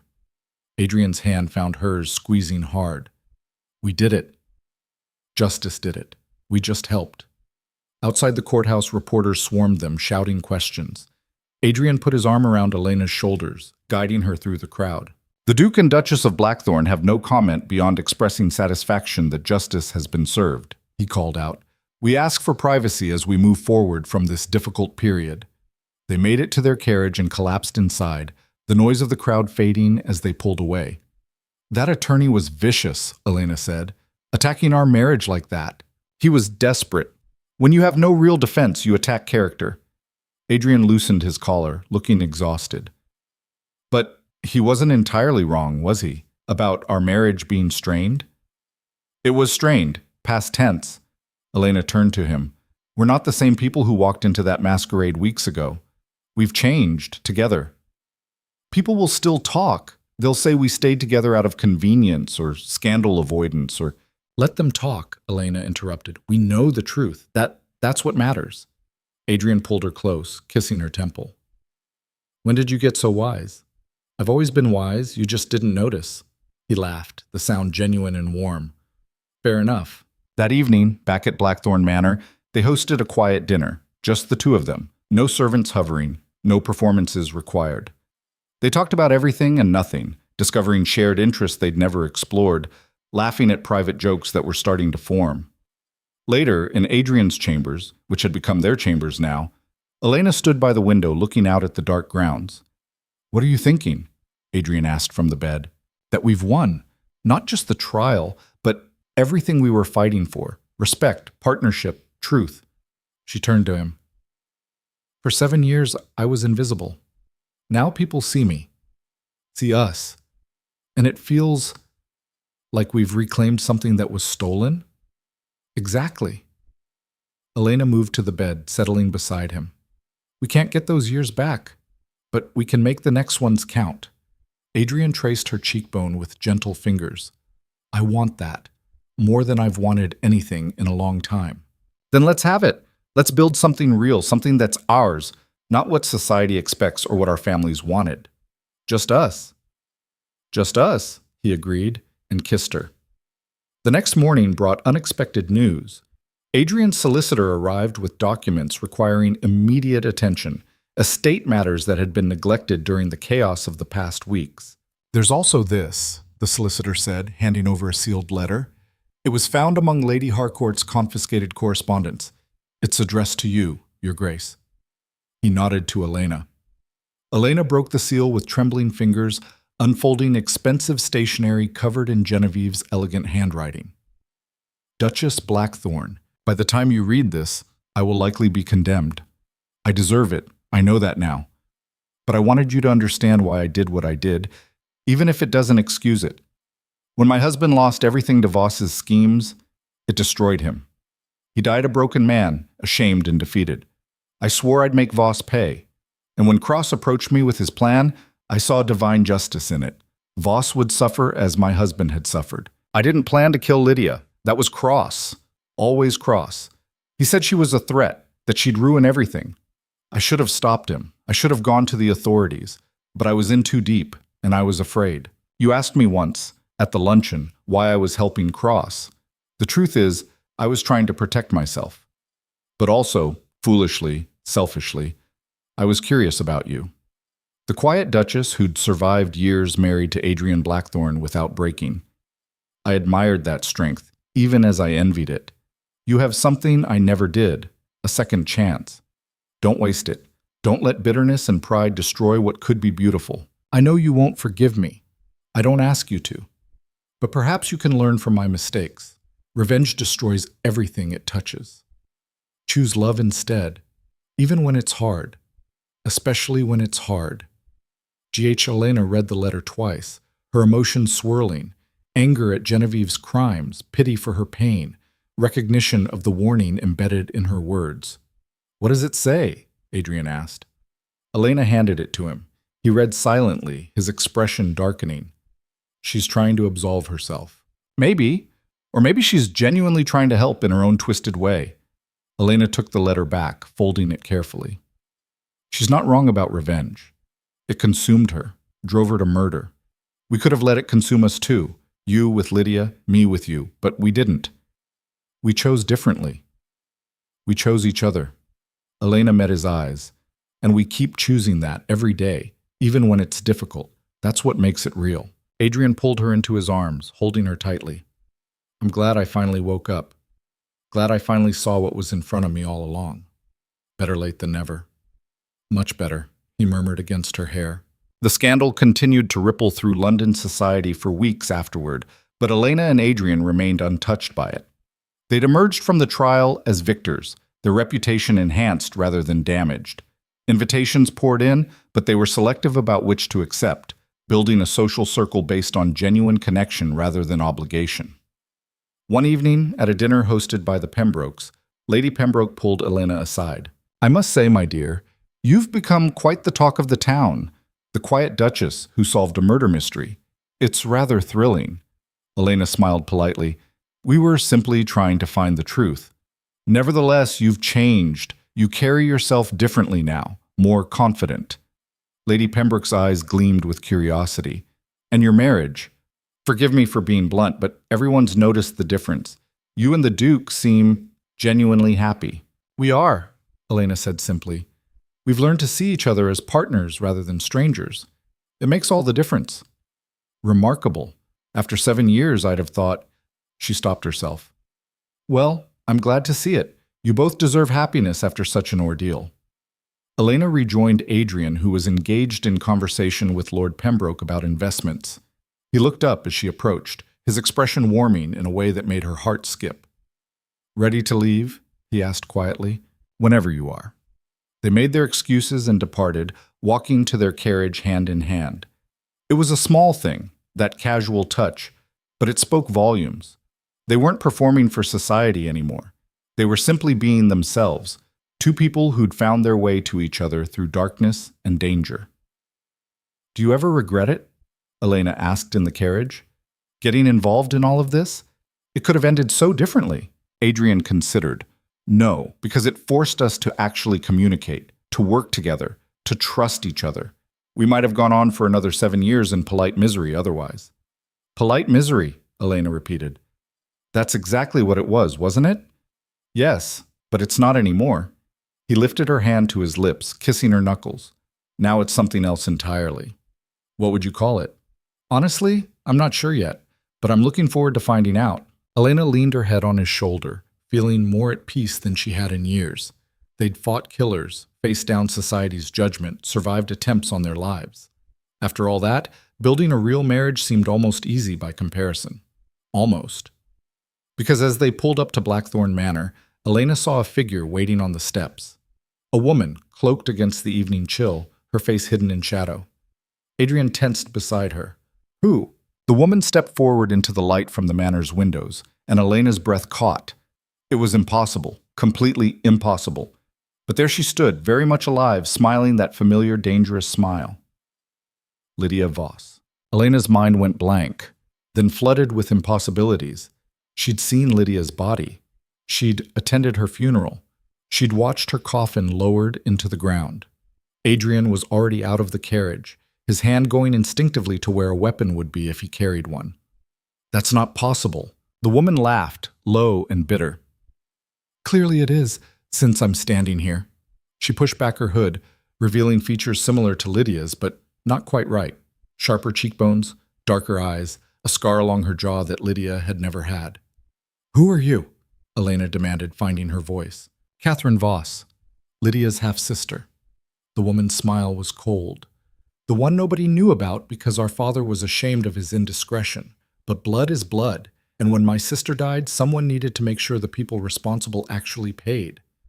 Elena's heart was still racing, but her mind was clearing. You sent the notes. You've been manipulating this entire situation. Manipulating? Catherine stepped closer, her movements predatory. I'd call it orchestrating justice.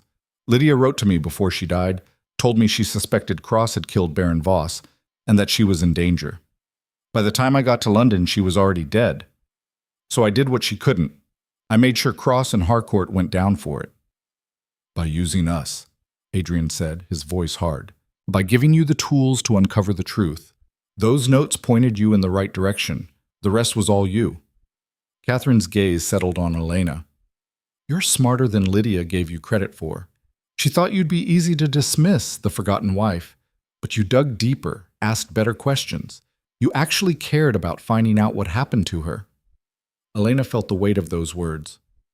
Why reveal yourself now? The trial's over. Cross and Harcourt are convicted. Because the story isn't quite finished. Catherine reached into her cloak and pulled out a folder, offering it to Adrian. There's a third conspirator, someone who provided Cross with the money to silence Lydia, initially, to make her run away 7 years ago. Adrian took the folder with obvious reluctance, opening it to reveal documents, bank transfers, correspondence, contracts. Elena moved beside him, scanning the papers over his shoulder. Her stomach dropped. The signature at the bottom of a loan agreement dated 7 years prior, Arthur Blackthorne. Adrian's uncle, the man who'd managed the family estates before Adrian came of age. No, Adrian said flatly. Arthur died 3 years ago. This is true, Catherine interrupted. Your uncle paid Cross to convince Lydia to leave you. He thought she was a fortune hunter, that she'd destroy the family's reputation. Cross took the job, paid Lydia handsomely to disappear, and marry Baron Voss instead. Everyone got what they wanted, except you. Adrian's face had gone pale, his hands shaking slightly as he held the papers. Arthur wouldn't. He raised me. He loved you, in his way. Enough to think he was protecting you from a woman he deemed unsuitable. Catherine's voice softened fractionally. Cross kept these documents as insurance, in case your uncle ever tried to implicate him. I found them among his seized possessions. The constables don't have them yet. I made sure of that. You have a choice. Let the world know your uncle orchestrated Lydia's abandonment, or bury it and let his memory remain intact. Elena looked at Adrian, seeing the devastation written across his features. 7 years. 7 years he'd been angry at Lydia, had married Elena out of bitter duty, had locked himself away in grief and resentment, and it had all been manufactured by the man he'd trusted most. Why give us this choice? Elena asked Catherine. Why not just release the documents yourself? Because Lydia loved him once, and despite everything, she wouldn't have wanted Adrian destroyed by this revelation. Catherine's expression hardened. But she'd also want him to know the truth. What you do with that truth is up to you. She turned to leave, then paused. For what it's worth, Duchess, my sister said you were kind to her, that you tried to help when no one else would. She'd be glad you survived all this, that you didn't let the men in your life define you.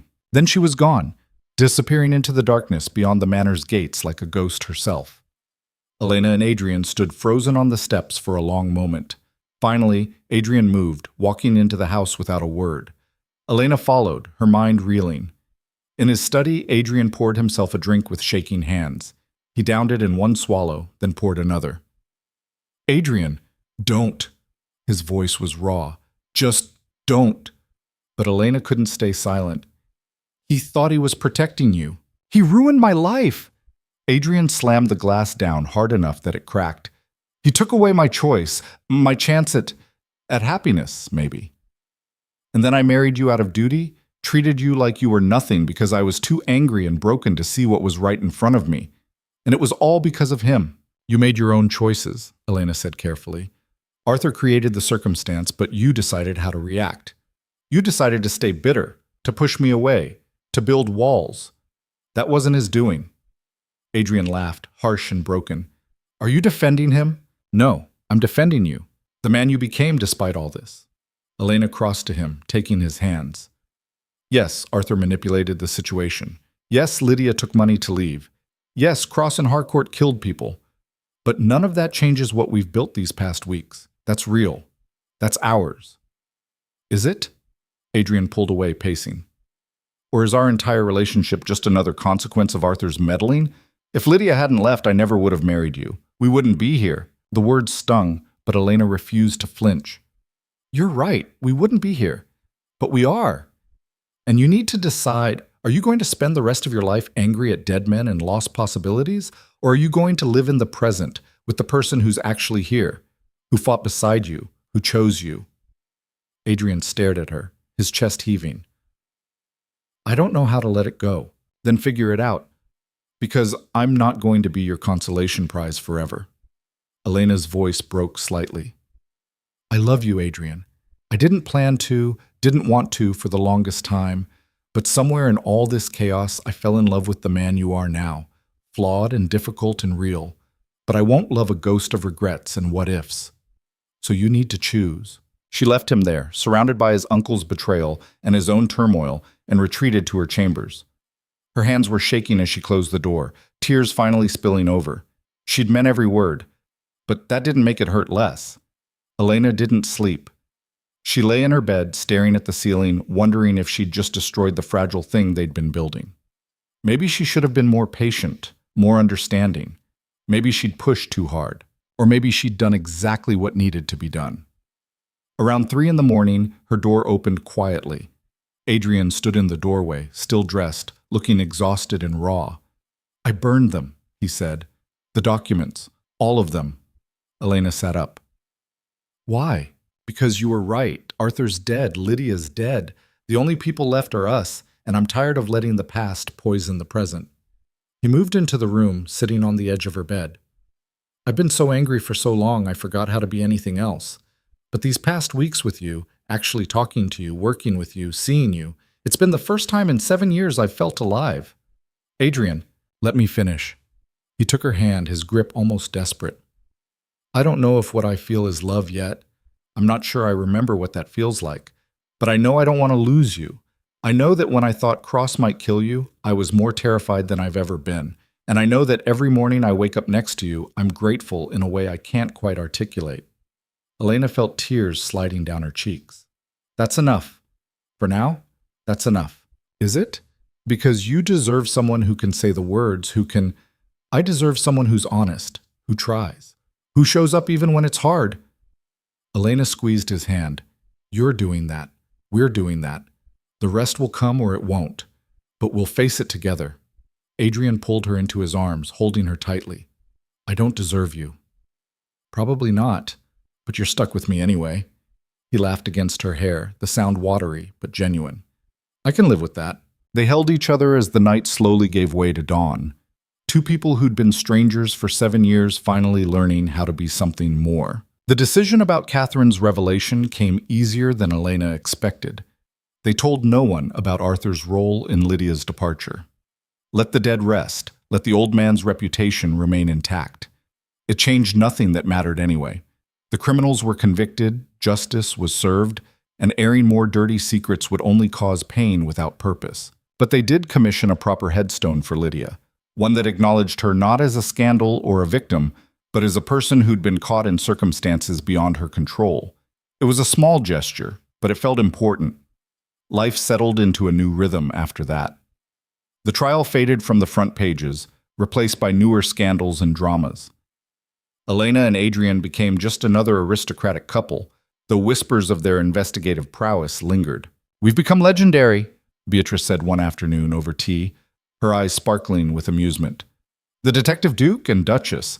People are already asking if you'll investigate other mysteries." Elena laughed. "I think we'll leave that to the professionals. Once was enough."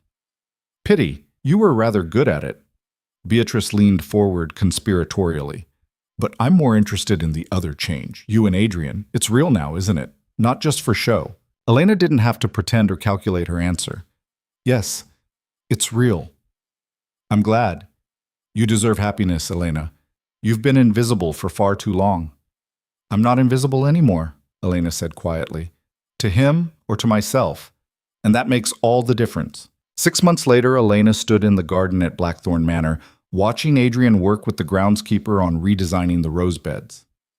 It was a small thing, caring about flowers, but it represented something larger, investing in the future, building something beautiful, choosing life over bitterness.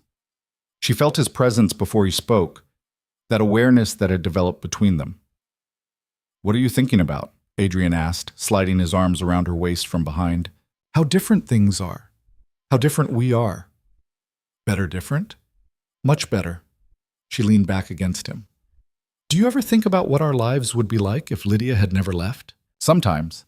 But then I remember that version of me, young, arrogant, thinking love was easy and permanence was guaranteed. I probably would have made her miserable eventually.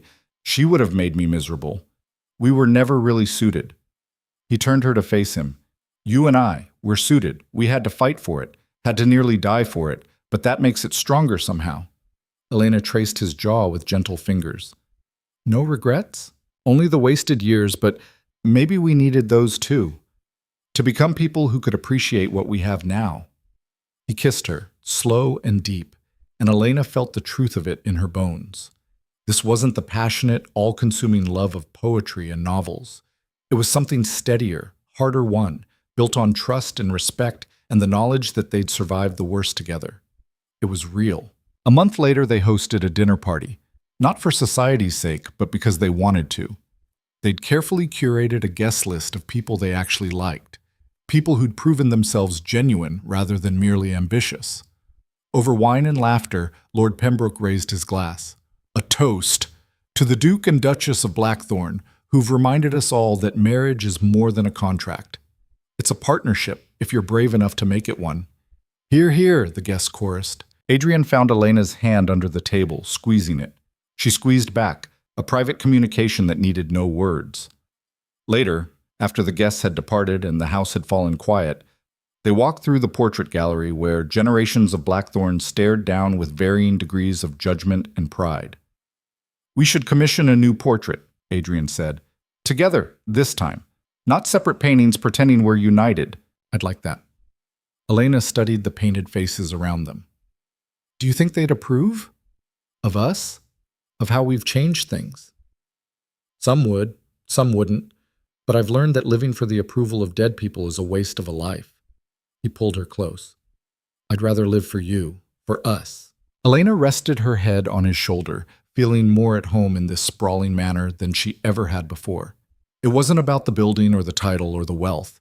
It was about finally belonging, finally being seen, finally mattering. "You know what I realized?" she said quietly. "For 7 years, I thought I was invisible because you couldn't see me. But the truth is, I'd made myself invisible. I'd accepted being overlooked, had stopped fighting to be noticed. The investigation changed that. I stopped waiting for permission to matter and just started mattering." "You always mattered," Adrian said. "I was just too blind and bitter to notice." "We were both blind, both bitter in our ways. But we learned to see." Elena pulled back to look at him. "That's what I want to remember. Not the murders or the danger or the drama, just that we learned to see each other. And we keep learning, every day." "Every day," she agreed. They stood there surrounded by the past, but firmly anchored in the present, two people who'd fought their way from duty to something resembling love.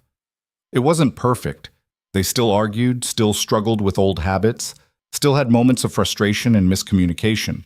But it was theirs, built on honesty and choice and the hard work of actually trying. That night, Elena wrote a letter to Catherine Voss, though she had no address to send it to.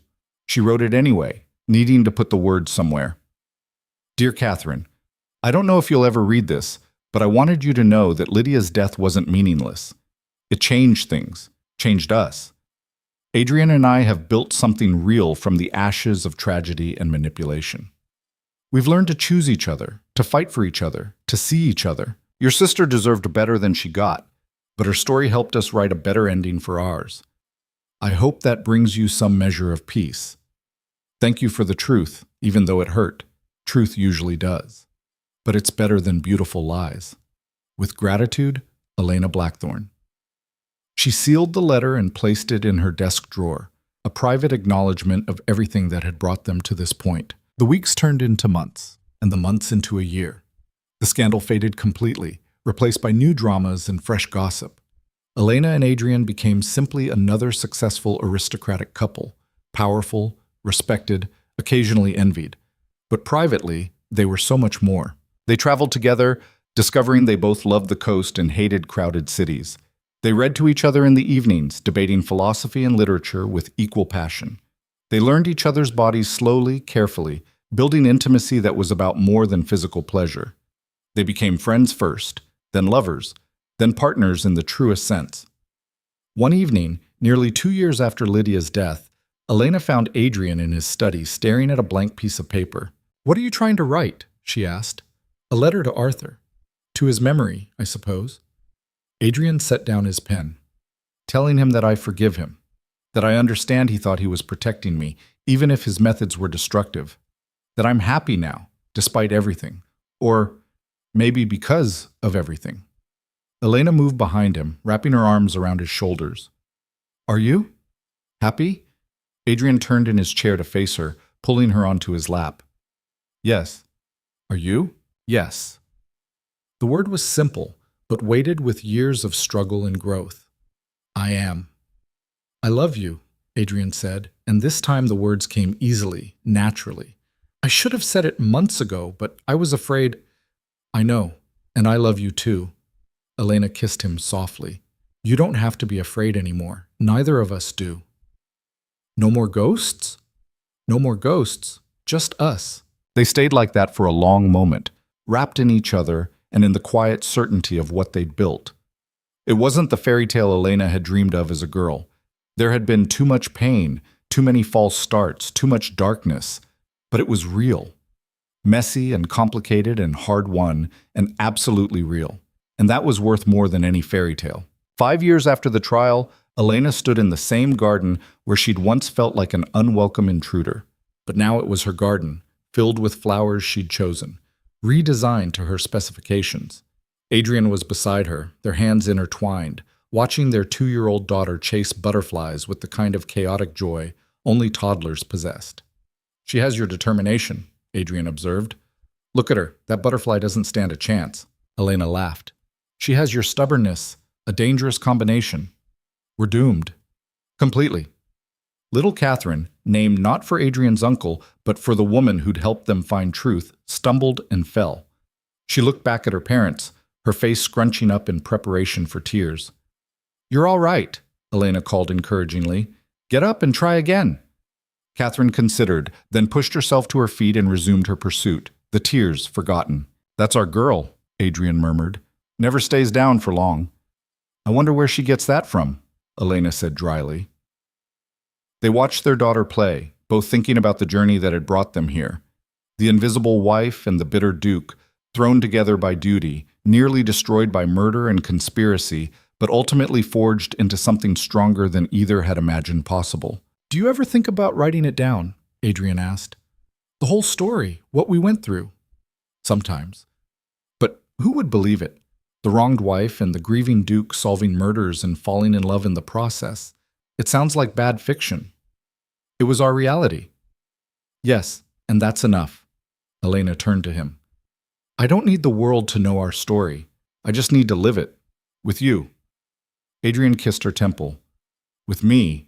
Always with me. Catherine ran over, demanding to be lifted up.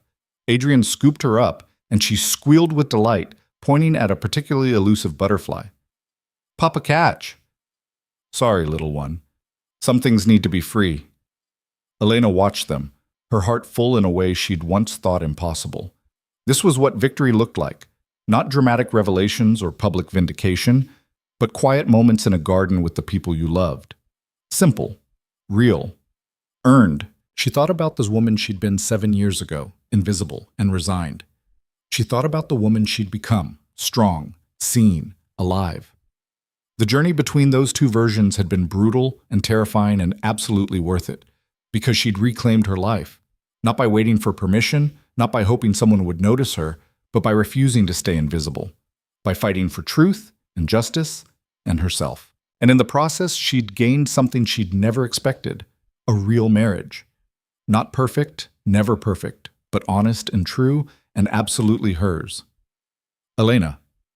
She looked up to find Adrian watching her with that expression she'd come to treasure, part love, part admiration, part wonder that they'd found their way to each other at all. What are you thinking? That I wouldn't change any of it. Not the pain, not the fear, not even the 7 years we wasted, because all of it led here. To a garden with a muddy toddler and grass stains on your dress? To a life that's actually mine. To a marriage that's real. To you. Elena moved into his free arm, the three of them forming a small, perfect unit. To us. To us, Adrian echoed, and kissed her as Catherine giggled between them. The sun was setting over Blackthorn Manor, painting everything gold and rose. In the distance, London continued its chaotic dance of scandal and society. But here, in this garden, Elena and Adrian Blackthorn had found something more valuable than reputation or wealth or social standing. They'd found themselves. They'd found each other. And they'd learned that sometimes the greatest victory isn't avoiding the darkness, it's walking through it together and emerging stronger on the other side. The invisible wife had become visible. The bitter duke had learned to love again, and their marriage, forged in murder and conspiracy and hard-won truth, had become the realest thing either of them possessed. Not because it was easy, not because it was perfect, but because they'd chosen it. Every day, through every challenge, they kept choosing it. And in the end, that choice was everything.